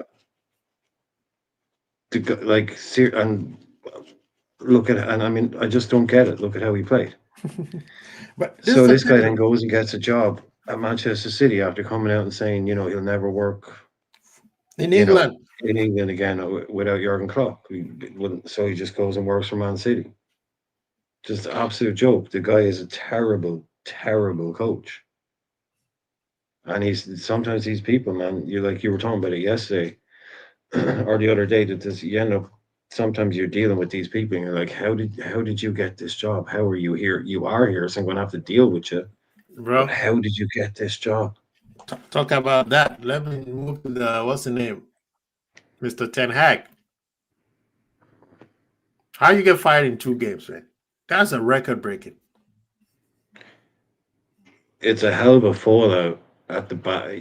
Behind the scenes, it's gotten apparently. I was watching, I was watching there's a show. I think it's called the Gegen Pressing podcast. Mm-hmm. Obviously it's a German football kind of podcast, and they do short clips, and they were saying it's got nothing to do with results. It's absolutely not like they had a certain particular type of person in mind when they brought him in, Mm-hmm. and it's all about kind of behind the scenes personality clash type of stuff. It's they didn't have good results, Mm-hmm. but apparently it was absolutely nothing to do with that. It's just they brought him in, and I think the idea was that they were bringing in they thought they were bringing in a manager that was going to be able to cope with what they were doing. Mm-hmm. Um, in terms of the squad, because Xabi Alonso had been allowed to sign players that he wanted because he Mm-hmm. was Alonso. It was obvious what he was doing was top class. Right. Um, they wouldn't normally have signed the age profile of some of the players that Alonso would Mm-hmm. sign, would want to sign, but they did it, and they got rid of some of those older players. Then they realized that there was a bit of a clash. Mm-hmm. Eric Ten Hag was not the personality they thought he was. Yeah, like honestly, he was saying there was problems with a couple of things behind the scenes, but they thought they were bringing a manager that would like to coach younger players. Mm-hmm. But the guy, even before the previous game, he said they could win tonight and he'll be sacked. But one thing they were interesting he was talking about is like Leverkusen, like the way they talk about, oh, Liverpool, it's a family club. Mm-hmm. Or they say like such it's a family club, and say Leverkusen is famous in Germany for being the opposite of a family club. Those people, they're ruthless. They Yeah. don't give a shit. Like they don't Get the foster a job done or family. you out of Yeah, here. yeah, they're very well known for not being a cuddly family orientated. So they're like, no, we're like they are. Look, they're a works team set up by a huge company. So the pharmaceuticals. So they're famous for not, kind of mincing their words or being sentimental with stuff. Mm-hmm. Um, so yeah, but it's still. I think someone was saying there was someone else sacked preseason, but it's got to be a record for a top manager in season to last 2 games. Well, I mean, I saw the list that people created. I think most of it is probably made up. Um, but the part that stood out is they say he didn't get along with even the people he even brought in. He didn't get along with. That I'm like, He brought in Kwanzaa. Right? He brought in Kwanzaa. do you think he brought Uh, those players in, or was it well, I mean, he was there. I mean, they came in on yeah. waves. When we say brought in, I mean, but the players that joined, I'm sure he has, but we know Mhm. what you know what I mean. I'm struggling to because they lost Wirtz, they lost Boniface, they lost Jonathan Todd, they lost I mean, it was a new. Granit Basically, they Xhaka. were trying to build a new Yeah, image under him. But the thing is, like you said, lost they said, Frimpong. yeah, they said it wasn't because of his tactics. It No, was nothing his to do with personal. results. Yeah, it was his Yeah. personality, right? And how are you fighting with the people you hired yourself? I'm talking about his It's backroom staff. That makes no sense to me. it just shows you what Manchester United will do to a guy who'll break their brain. Because it's like they say, like he's not fun to be around with. That's basically what they're trying to say. He's no fun to be around with. He's always fighting with people. Like it's the personality crash, right? I don't think it has to do with the players. I think it's from when you read the list. Let me see if I can find it. Hey, Carl, already sent you the link, man, and you always have a tendency of showing up late. What's wrong with you, brother?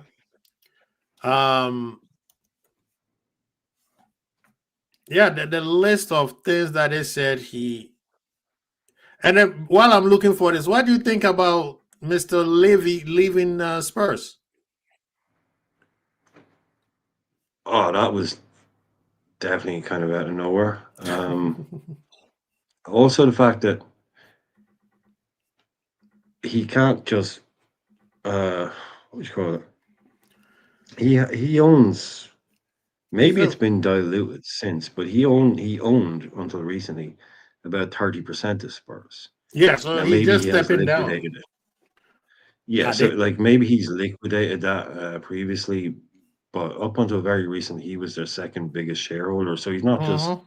he can't just walk away. I mean, so Yeah. he's still an owner, yeah, but obviously he stepped down as kind of the chairman type guy, the guy that does all the deals. Not very popular with Tottenham fans, but look, I mean, it's very controversial. The stadium, if you were to watch any of the videos about basically the people that were forced out of their businesses and homes, some of them, Mm, so that Tottenham could build this new stadium. Their land was bought up. They were forced out of where they'd spent a generation, so many shops and different people.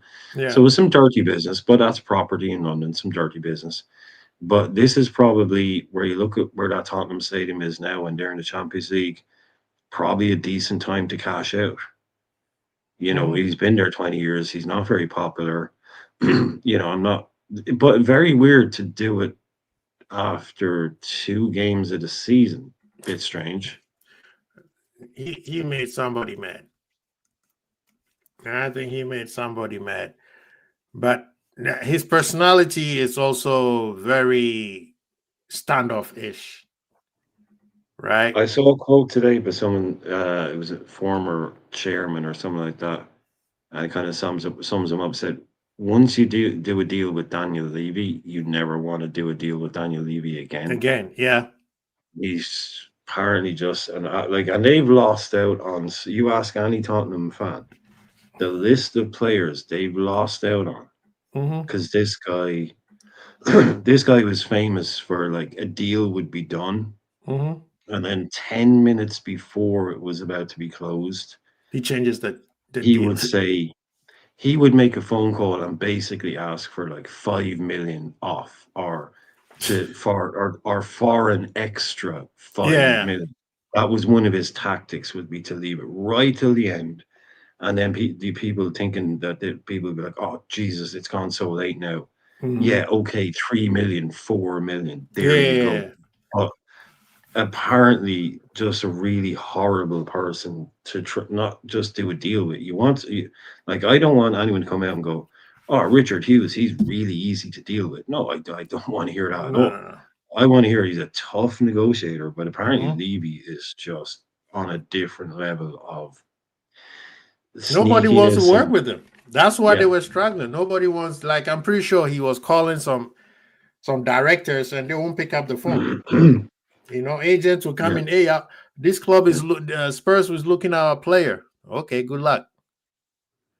yeah. Uh, They've lost out on some big names yeah, because because of his no, image. even the agents don't want to deal with him because he messes Yeah. up with the agents too. Mhm. And the other worst person to deal with is the Napoli's chairman. Well, he's crazy. That's the thing. He You he's know, he's difficult for a different reason because he's like even he'll say it now. He's not a football person. Mhm. De Laurentiis does not really have much interest in football. Um, apparently he's difficult to deal with because he's just off the chain. He's Yeah, nuts. nobody Whereas exactly. yeah, Levy, because you just don't know what he's going to do. Whereas Levy is just grind. You know what I mean? Just Yeah, horrible. And then like you think it's done, and then oh, actually, by the way, do you mind if we actually take another 500 grand off? Real petty little kind of things. That's what he's famous for, ruining deals by just trying to save like a really small amount of money. amount of money. Yeah, Not 20 million. It's not like, oh, smart move there, and you got him for 15 million less. He just tries to just real cheap little bits of money, and it's like, hmm, um, but now look at that Spurs stadium.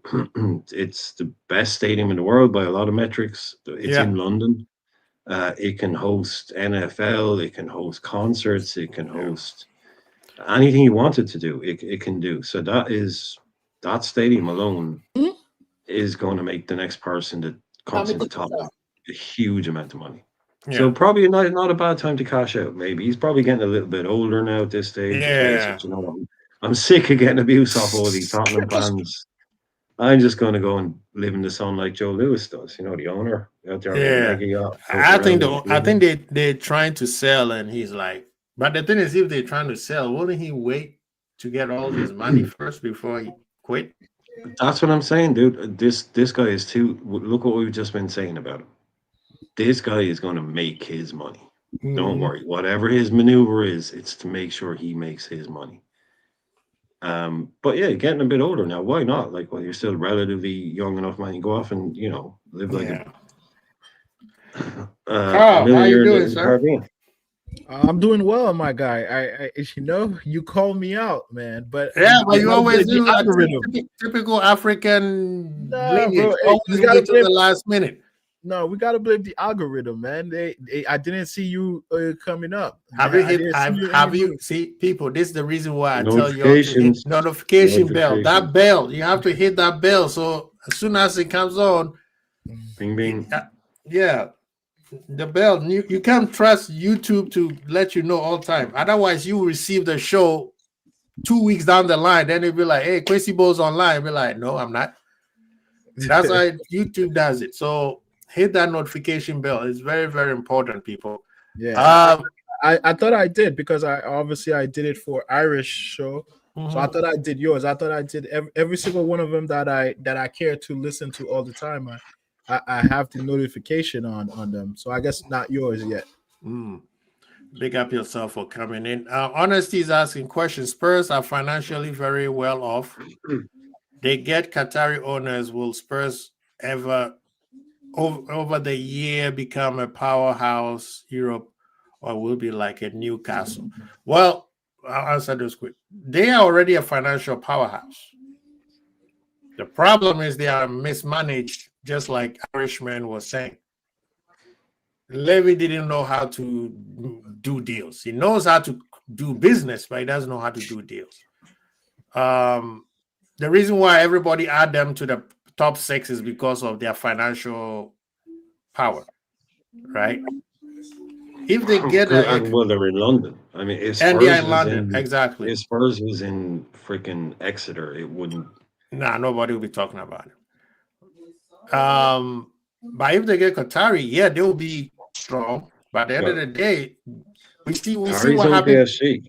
Qataris own PSG, honestly. The Qataris ain't going to buy Spurs and own PSG. The Qataris own PSG. That's their thing. Qataris ain't taking over. I mean, all these countries are gone. Like the UAE owns Man City. Saudi owns Newcastle. Qatar owns PSG. Yep. So unless you're talking about what other oil is there? Like water, well, Qatar is mainly gas, by the way, isn't it? Yeah. Oil. Kuwait. I mean, Kuwait maybe. Do the Kuwaitis want to own if they have that kind of income? But there's not. If Tottenham aren't a serious football club. Tottenham are not a serious football club. Tottenham have no history of winning things. They have a history of having fantastic, entertaining players, being really well liked. Having like Hoddle and Gascoigne and Bale and all these, they've always had great players, Ginola, real entertainers. Everyone down in Tottenham, down in London, go and watch a bit of Tottenham. They've never won anything. So if you want to become that, you now have the financial thing in place with that stadium to go and do it. Yeah. You just have to start becoming a team that wins trophies. They're not a team that's not their history. To me, that Tottenham is just going to be top 6, 7 club, being Tottenham, making money, buying footballers. I mean, this is the thing though. A lot of times people think that just having money alone will do the trick. You have to have an ethos, right? Liverpool had an ethos. So when the owners came in, there was an agenda already set based on the mentality of the fan base. That's why Hicks and Gillette didn't work, because they came in with the mindset that, yeah, we about to make money.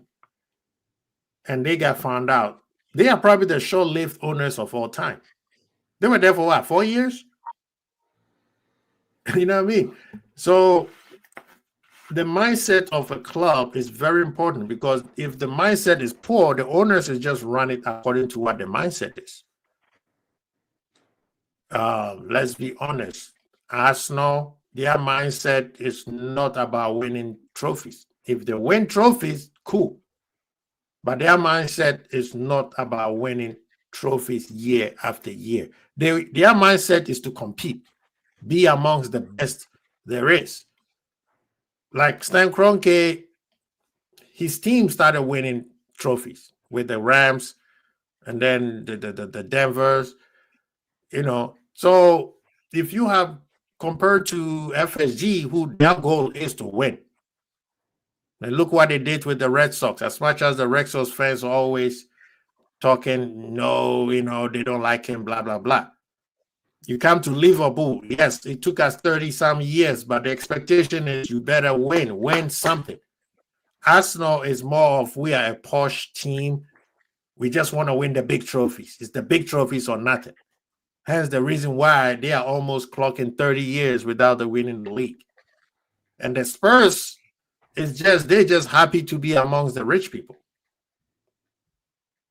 So even if they get Qatari ownership, what is the mindset they bring in? You have to break that mindset of the fans. If the fans are not in that level, oh yeah, you're gonna be struggling.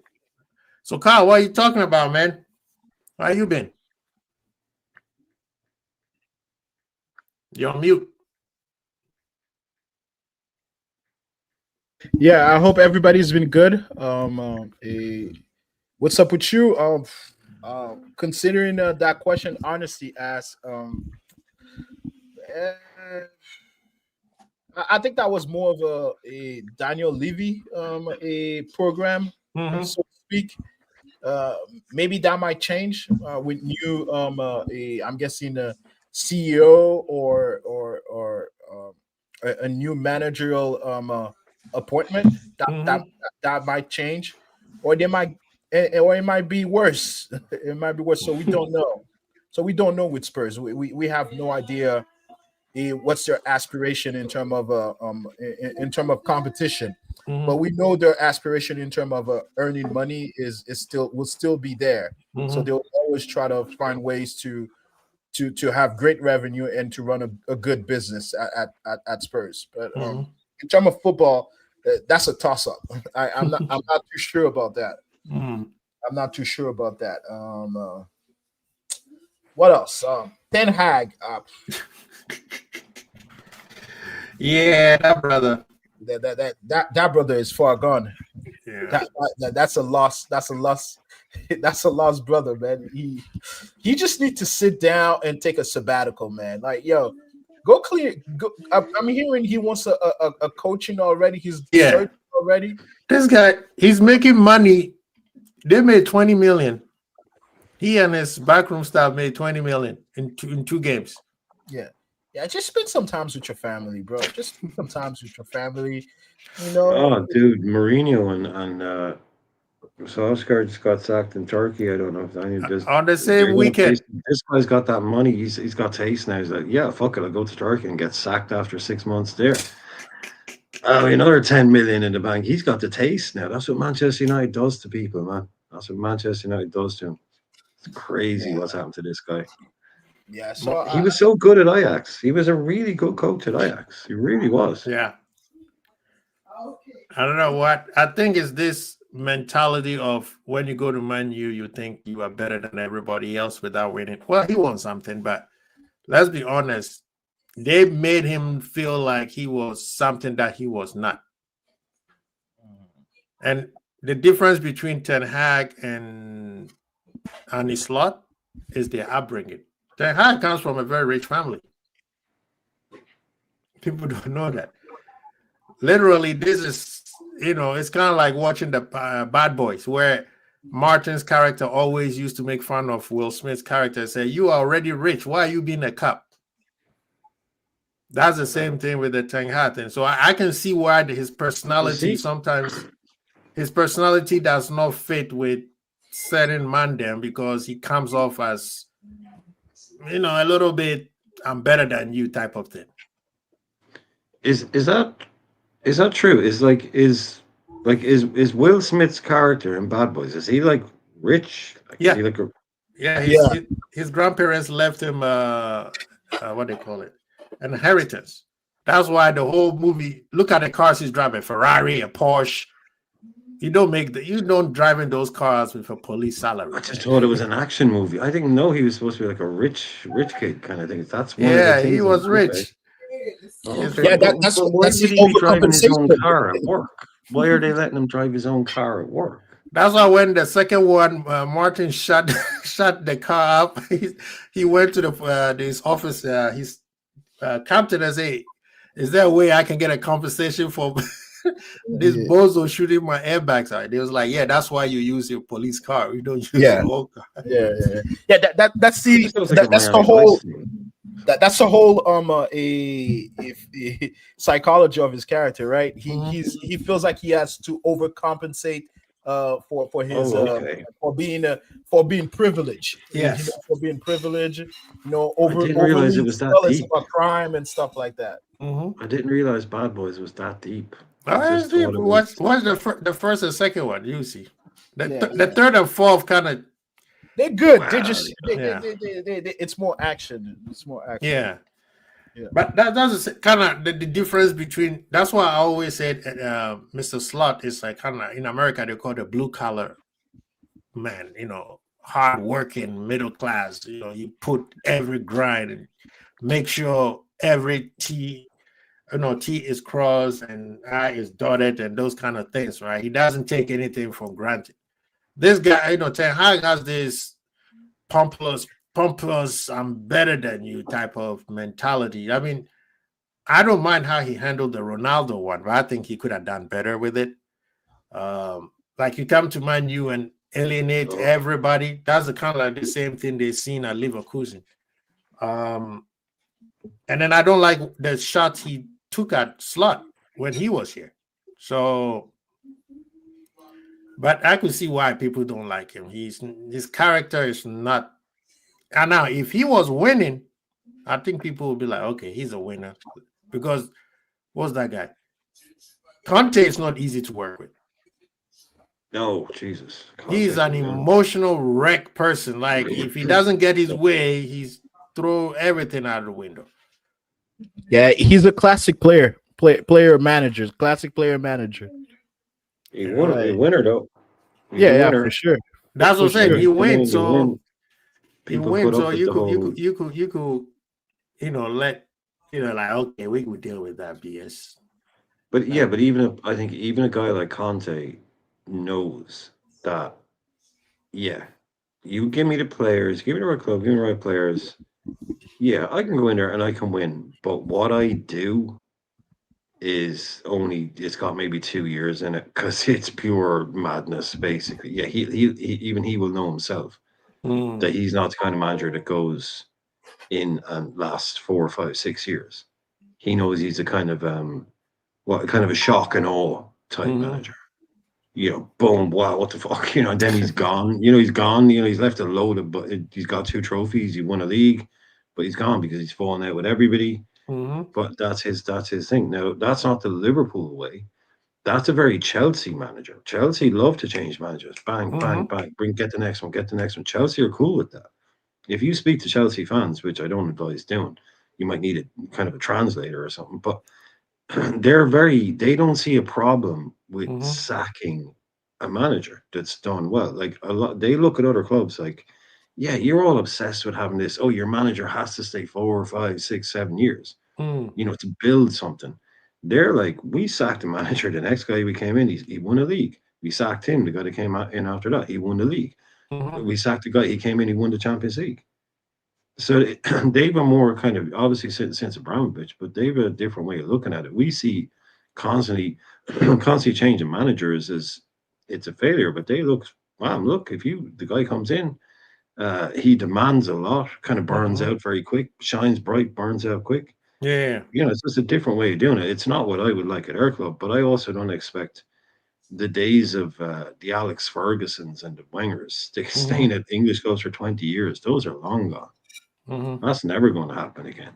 That's I think maybe someone like Slot, 4 or 5 years is probably what I'd expect him to do. Yeah. Maybe I'm not expecting long-term legacy managers as much anymore. But yeah, no, it's just different. The way different fans look at it. Real Madrid fans are like, sacking a manager, we do that over breakfast. Mhm. Yeah, they'll sack a manager like that. They don't care what his name is.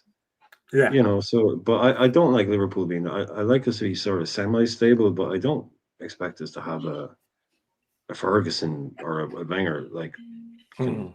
Now those days, I think 15, 20 years. Kind nah, of those are over, man. I don't see that happen anytime soon.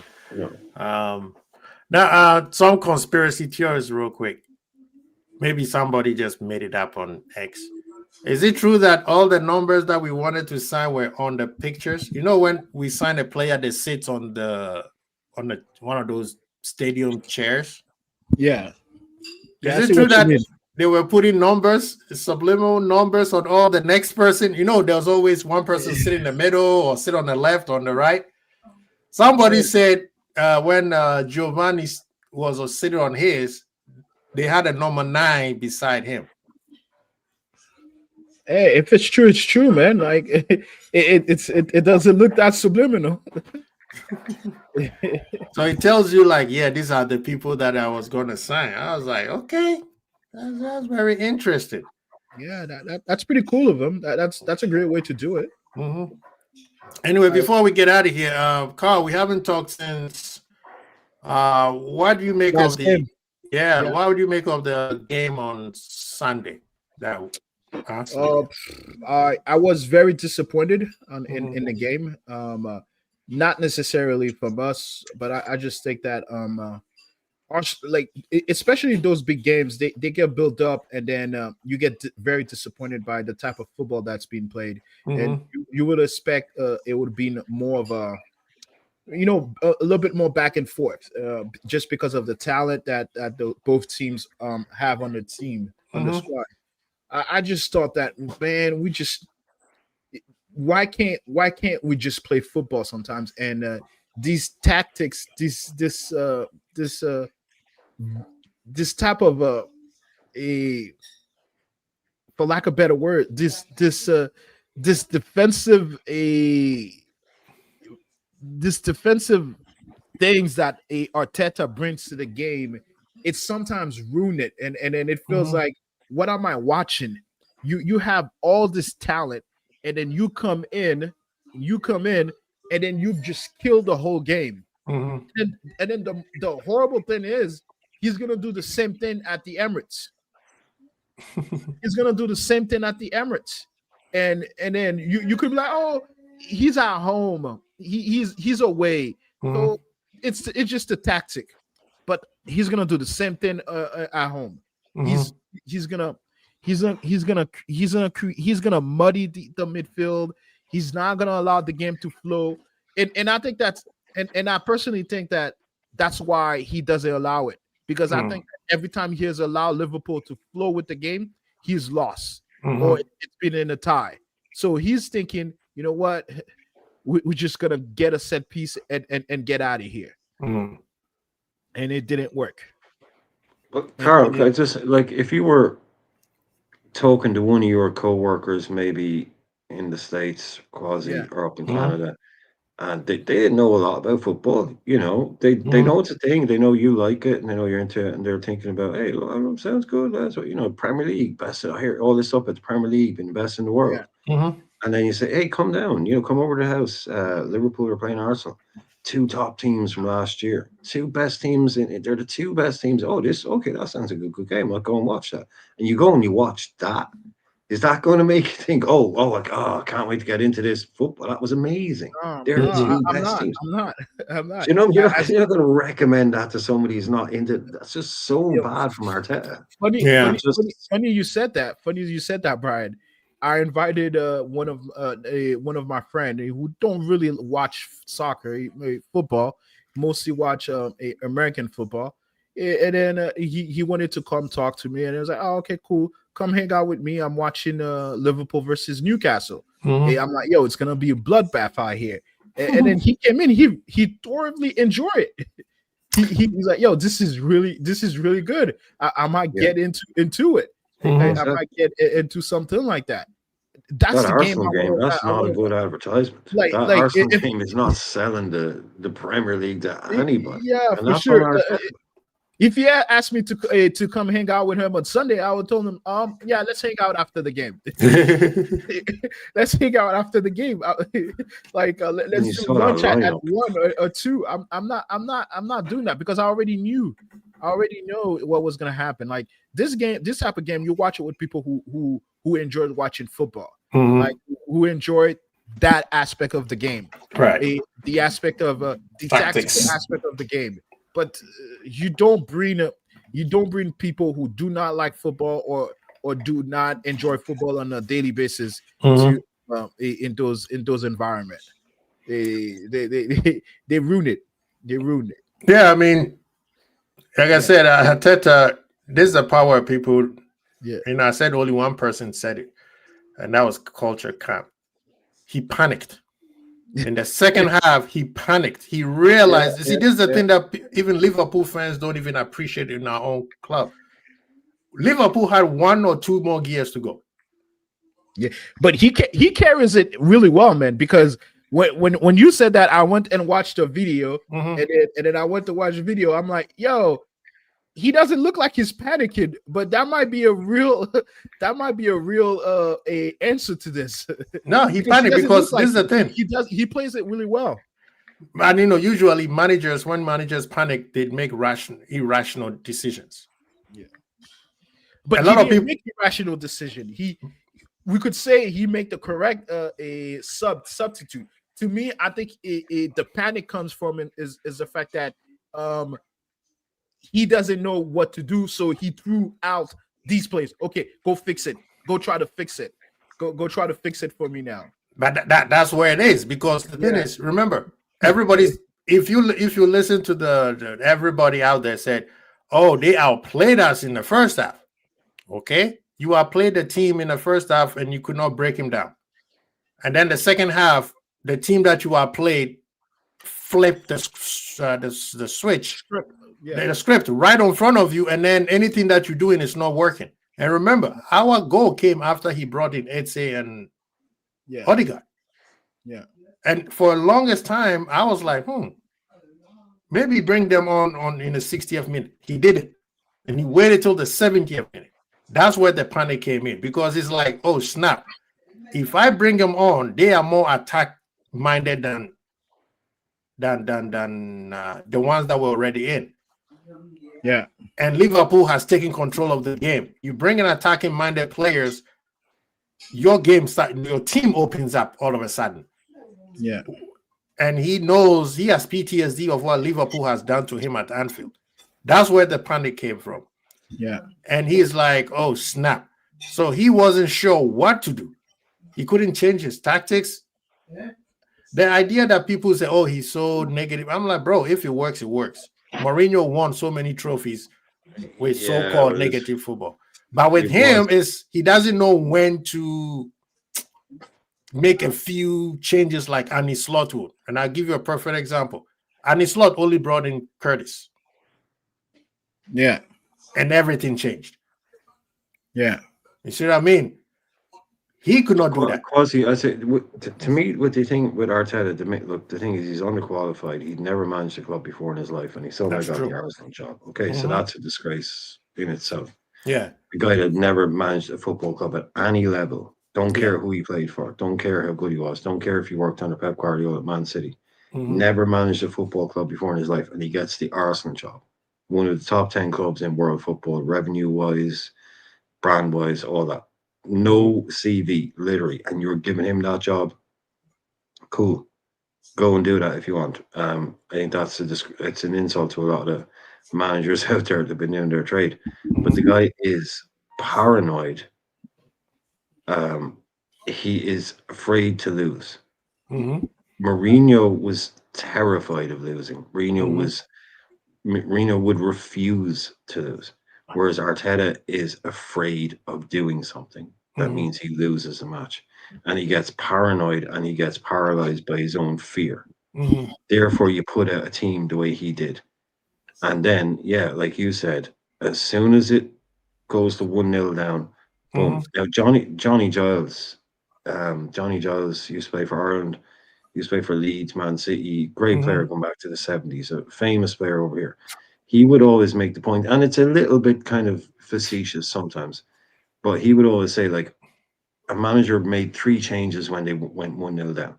Mm-hmm. And he'd say to the manager after, why did you do that? He's like, well, I thought that was the best way to win, try and win the game.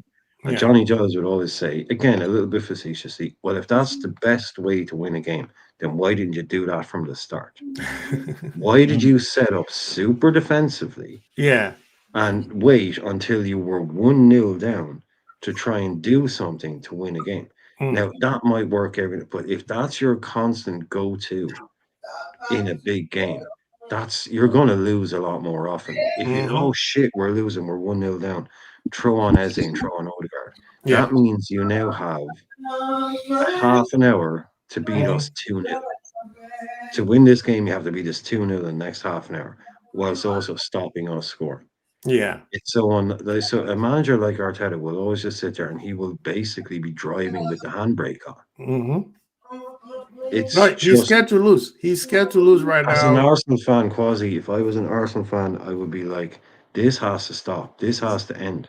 Like Gyökeres, I didn't half expect him to be anonymous, but Mm-hmm. I'm still not sure if he even played against us.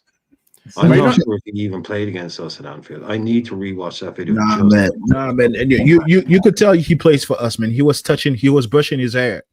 He was brushing his hair a lot. But he So certainly wasn't doing his fucking face mask, he was he? definitely played. He definitely played. You know, but couldn't that's miss him. but The camera had to fight him every single time. it was the call. But that's the mindset that I was talking about per Yeah. club. Arsenal fans, it's all about spend money, buy this player, buy this. They have the whole shopping list, but they don't have the mindset to it. When you tell Arsenal fans you need to win small trophies to get to where you were, they're like, well, you guys did not do that. Club won the Champions League first. You won the league second. I'm like, people, did you remember that we went back to finals and lost? In 1 year, we lost 2 finals. And we went to one of the biggest finals and we lost. That builds character. The fact that we kept pushing builds character. You guys haven't done that. You guys think that, oh, we should just win the league. We will spend all this money and win the league. You didn't do the almost saw the trophy. You Exactly. didn't almost see the trophy type of situation. You see what I mean? They Yeah, don't have that. And for them to have that, they need maybe a new manager who will bring that back into them, right? Arsenal Wenger had it. By his last 10 years, they became delusional. To me, Quasi, this is one of those you will also appreciate. Also, Brian, is that it's your backroom staff. Who is in your staff? Maybe sometimes just like in the NBA and in the NFL, sometimes you have a young manager, but you bring some sort of experiences around people, him. Yeah, so you've seen it. It happened with Steve Kerr. When Steve Kerr, they brought lots of people who had experience around him, and so to help him develop as a coach. And then now he's one of the greatest coach. I think that's something that he was lacking at Arsenal, and probably the reason why he's not able to bring mentality to the squad. Carl, yeah, Carl and Quasi, this is one thing I've been saying for a while now, right? Yeah. And it might be microcosmal, it might be irrelevant for some people. It might be, when it's Arsenal, it's money, it's a huge contract and all of that. But to me, it's a difference when it comes to attracting the very best players on the planet. Yeah. Over other people, which is you can go out there and you can look at, and again, our coach falls under this, by the way, still to a degree, I believe. But you can go out and see interviews of players all over the world where, oh, why did you do this? Or you know what? It's like I wanted to play under Pep Guardiola. I Mhm. wanted to play under Jose Mourinho. I Mhm. wanted to be coached by Ancelotti. Yeah. I wanted to be coached by Marcelo Bielsa. Mhm. There isn't a single proper player in European football right now that has ever come out and said, or would ever come out and said, one of the reasons I joined Arsenal is because I wanted to be coached by Mikel Arteta. Oh, come on, the Mountain Men, the Nobody. Mountain Men, the Mountain Men. Yeah, yeah, because they're both from Sociedad. They're both from Yeah. like he's literally I him and Arteta are mean, neighbors. Yeah. But you yeah. see, And so, but but I there believe. isn't a single like Mbappe isn't out there going. Not, I mean, they give it the big one, you know, when they say it sometimes, but they're never even going to say that. There isn't a single player out there in Europe that is looking at Arteta and go, I would love to be coached by that guy. Mhm. I want to go to Arsenal so I can be coached by him. And that's not me being a dickhead, but it's literally, if you were a pro, what's he done that would make you go, I really want to go and spend 2 years under that guy because he's changing the game. He's doing Mhm. amazing stuff. Looks like an incredible coach. Jurgen Klopp, even, you know, I'd love to spend 2 years under Jurgen Klopp. He Yeah, doesn't Yeah. even have that personality thing. I, He Irish. doesn't have anything. Irish, I don't disagree with that point, but I do take a little bit of exception with it because they've been able to recruit. If No, there's but I'm not anything saying they've they been haven't able been to able to do cook for a out. But while what I'm is saying is recruit. none of those. Yeah, but none Yeah, of those people, like the Arsenal are a huge club that pay yeah, big wages. They're going to be able to recruit players. But yeah. what I'm saying is there's none of those players out there that I think it was the deal breaker that they're going, oh, forget those guys. I want to Mhm. go and work under Mikel Arteta. He makes players better. Look Mhm. what I just know he has that cachet So in so Europe. you thinking so you thinking obviously it's mostly because they're still a good team, Mhm. even though Of we might course they not are, like yeah. how they play.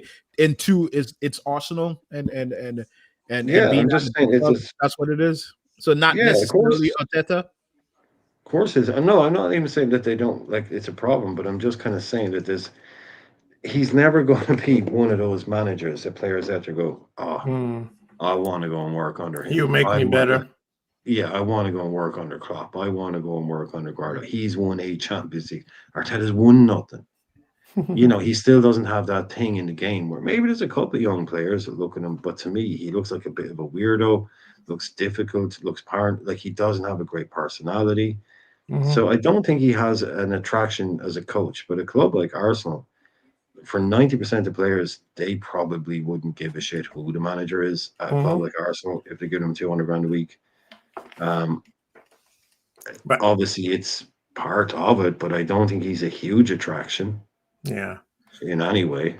But Well, that's what I was saying. It's a mindset that the new generation Arsenal fans are Delulu. yeah, Until they get off that Delulu stage, they're not gonna win anything. yeah, Because this is the thing. It's a mindset. Liverpool fans, we have to come to terms that okay, yeah, we our cash in the bank is running out with we won 5 Champions League, we are 18 trophies in the bank and historical club. When club came in, that savings that we used to use was running out very very fast. The same thing is happening to Manchester United right now, where you can use Alex Ferguson's money in the bank to say that you are a big club. Eventually, when they drop off the money scale, they can't yeah, use those excuses anymore. And yeah. Arsenal fans, I don't know what's wrong with them. They are all the same. Everywhere you Look, go in the world, the look, same fans.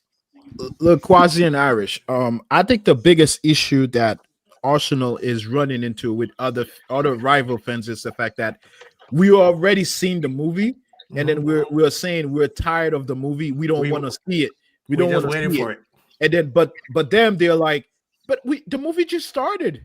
It just started. And what do we Give tell it them? a Wait and chance. see. Give it a chance. And we're like, no, homie, we've seen it already.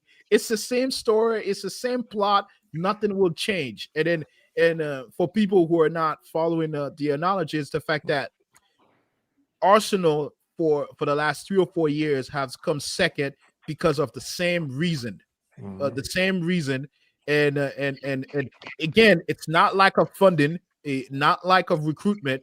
It is a structural issue in terms of how they play. To me, Arsenal was the best team 3 years ago when they were out here beating people 5-0, 6-0, 3-0. Oh, Jose Enrique told them they were the best team in Europe last year, according to Mikel Arteta. Okay. Go Mickey. Okay. I of the brother's name like that. He said we were the best. Mikel Arteta. He said we were the best team, and Enrique's like, that's crazy. And then that's the issue, that Arsenal is having. All of us as fans, we have decided to almost like move on from that movie. We don't care.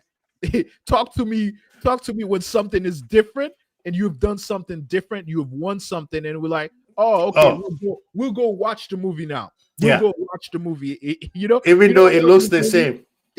One of those movies you're not thinking it's a good movie, and then everybody's telling, oh, it's a good movie, you should go watch it, and then you go watch it. That's what Arsenal is right now. I know the thing that kills me is everything that you say, they always have to inject themselves into it. You right now, if we say, okay, let's pick the top 3 goalkeepers, Raya has to be in it, right? I'm like, brother, sometimes just don't be one of the best. Just sit there and be happy with what you got, right? And then when you win, everybody say, let's look at their players.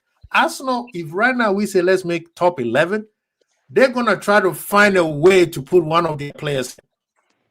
And then you turn around and say, okay, so you have all these best players, so why don't you win? It's Arteta, is this one, is that person. I'm like, yo, those excuses is running out. Sometimes just be quiet. Yeah, we don't have Liverpool, we used to say we are the poorest, richest team ever, and we won with that. We're still using the Coutinho money. You know what I mean? We invested that. We invested it. We put it into cryptocurrency. Bitcoin. It made 500 Bitcoin. We put it in Bitcoin, and now we're using it. Now people are like, oh, they always have an underdog mentality. We cashing out. It's like, oh, you have an underdog mentality. It's not underdog mentality. That was something I did want to just quickly touch on, because we were talking about Tottenham becoming a powerhouse and becoming. You can look at what we did this year, like just in this one calendar year, or this last 5 months, in what we've spent, and say, this is kind of us becoming a power. This is 60 years in the making. Yeah. This is heritage. This is history. This is, Liverpool doesn't become this big just with money, with investment. Do you know what I mean? It's a different kind of big club. It's a different kind of heritage. Like I said, you don't Tottenham can't just turn that on tomorrow. That's the thing. And that's what Newcastle thought they had, Irishman. That's what Newcastle thought they had. Cups in 1981, Kwasi. This is us winning leagues. This is built on that level of history. Newcastle, you can't just import that. Just because you have money. Now we just need confirmation, Brian. The confirmation is winning trophies. We need to have a dominant run of running trophies. And sometimes we're thinking, oh, okay, so you're thinking 10 years. No, we just need, if we can be in 5 years, 5-year dominance in winning trophies, winning domestic trophies, and intercontinental trophies, that can almost like create that as what you're talking about, heritage. And but it's already there, heritage. But it's built into us. It's built for Liverpool. Yes, it has been built into us, but every year now, obviously we need to you need more confirmation. You need a confirmation. But that's what he's saying. That's what I want to ask you, Kwasi, as well. It's because I've noticed recently, a lot of people, when you ask them sort of like what trophy they want to win or what their main kind of objective is, a lot of it seems to be like a lot of it's like, oh, I want to win the Champions League. I want to win the Champions League. Right. And to me, like obviously that's because we've only won 2 league titles in the last 32 years, Mhm. is it? So Yes, most anybody basically under that age really only knows us winning like two Champions league League. Yeah. titles. Mhm. They don't remember the Liverpool the league title, league title, league title, Right. league title. They don't remember what it was like to be consistently winning the league. Mhm. And that's when like not that I remember back then, but I was born closer to like it was just closer to me that I remember that was what you did. Like winning the Mhm. European Cup was like icing on the icing on the icing on the cake kind of thing. Mhm. But do you think that's why a lot of younger fans now, when you ask them what their trophy is, it's the Champions League because they remember us more recently, almost having more success in that or more Yeah. famous games in that. Like, do you think we need to get back to doing what Carl is saying, like I think that's changing the it back to football where culture now. I think no, that's a I know, but but that like do you think like that is important to get fans back to expecting Liverpool to win the league every year? Yeah. Because I we mean, dropped off that. We need us to get back to fans going, yeah, yeah, because the most important thing is the league. Champions League is where you grow your fan base. It's not the That's what league. we made our fame. I know, Yeah, but we you need you to also make your remind fame fans through we used Champions to, League. Yeah, but we that's true. also used to win the league. We used to be the top team in England. If Hmm. you're worried about Man United fans baiting you and Man City fans baiting you, win the league. Yeah, Because yeah, they're probably not going to win the Champions League either. So if you yeah. win the league every year, we need to get fans' mindset back to no, Liverpool is a club that they can We win win three, four trophies. leagues in I, season. I agree. I agree with you, Irish, because mostly in the sense that for lack of better words, we only have 2 Premier League trophies, even though Hmm. we have But 20 two league leagues, but titles. we've only won the league twice in 32 years, Yeah, whether it was two called this Premier or League. that. So Still. I do agree with you that we need to start focusing more on the league, because that's where a Premier League title more often, because that's where we are vastly behind than a lot of our rivals. I completely agree with you with that. No But Englishman can talk to you if you win the league, right? yeah, you're completely right. But also, I also view the point of winning more Champions League give us a lot more space against our rival. Like we have double Man United, Yeah, we're we have already way four ahead. more than Chelsea. So and then also for personal reason, also I can't, second is not a great is not a great spot, but I want to be second to Real Madrid. I want to be second. I want to have 8 Champions League. Yeah, Like Hmm. we'll I get do there. have We'll that get there. ambition. Like But the because thing is, Carl, yeah, for me, mhm, we will get there, right? Now, Real yeah, for Madrid sure. have built up Yeah, a thing towards early days. But if you ask, I always put it this way, it's almost like word association. If you Hmm. go to someone in Switzerland, say, right, and you say, okay, I'm going to say Champions League. I'm going to say a country. Hmm. You say a club, right? So Champions League Spain, they go Real Madrid. Champions League Italy, AC Milan. Champions League Germany, Bayern Munich. Champions League England, Liverpool. Hmm. We are the club in Europe. yes, We are European royalty. We Hmm. are the English European royalty in Europe. We're Hmm. already at that. Like we have some of those famous European nights of all time. Hmm. Going back to Saint Etienne, Hmm. 1981, I think was, isn't it? Then Rome, 1984. Hmm. Then we also have Istanbul. Heysel and those things. Then we have Istanbul. Then we have the one with Salah. Then we have what was that? Berlin, not Berlin. Hmm. Um, I the was one against Tottenham was in that was in Madrid. Madrid. Hmm. Like we have it all. We are the team in Europe that people talk about when they think about European football. They think about an English team. They think about Liverpool. So Hmm. we're always secure in that European royalty spot. Yeah, you keep going like this, you'll probably win one. Yeah, You'll but probably win one. Aisha, don't you think we don't want to fall in the place where I feel Bayern Munich is at? Because Bayern Munich has won their league numerous times, but people forget that they are European royalty. Because I They're don't think, falling off.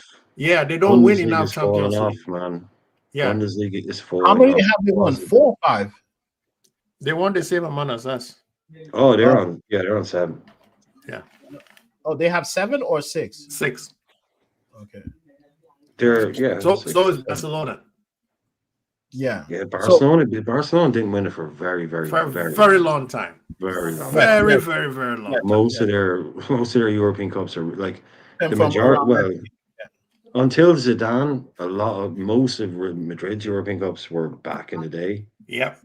Then he Yeah, topped up yeah, massively. yeah. But most Give of him 3 Barcelona's straight. European Cups are all since like the 90s, Yeah. pretty much.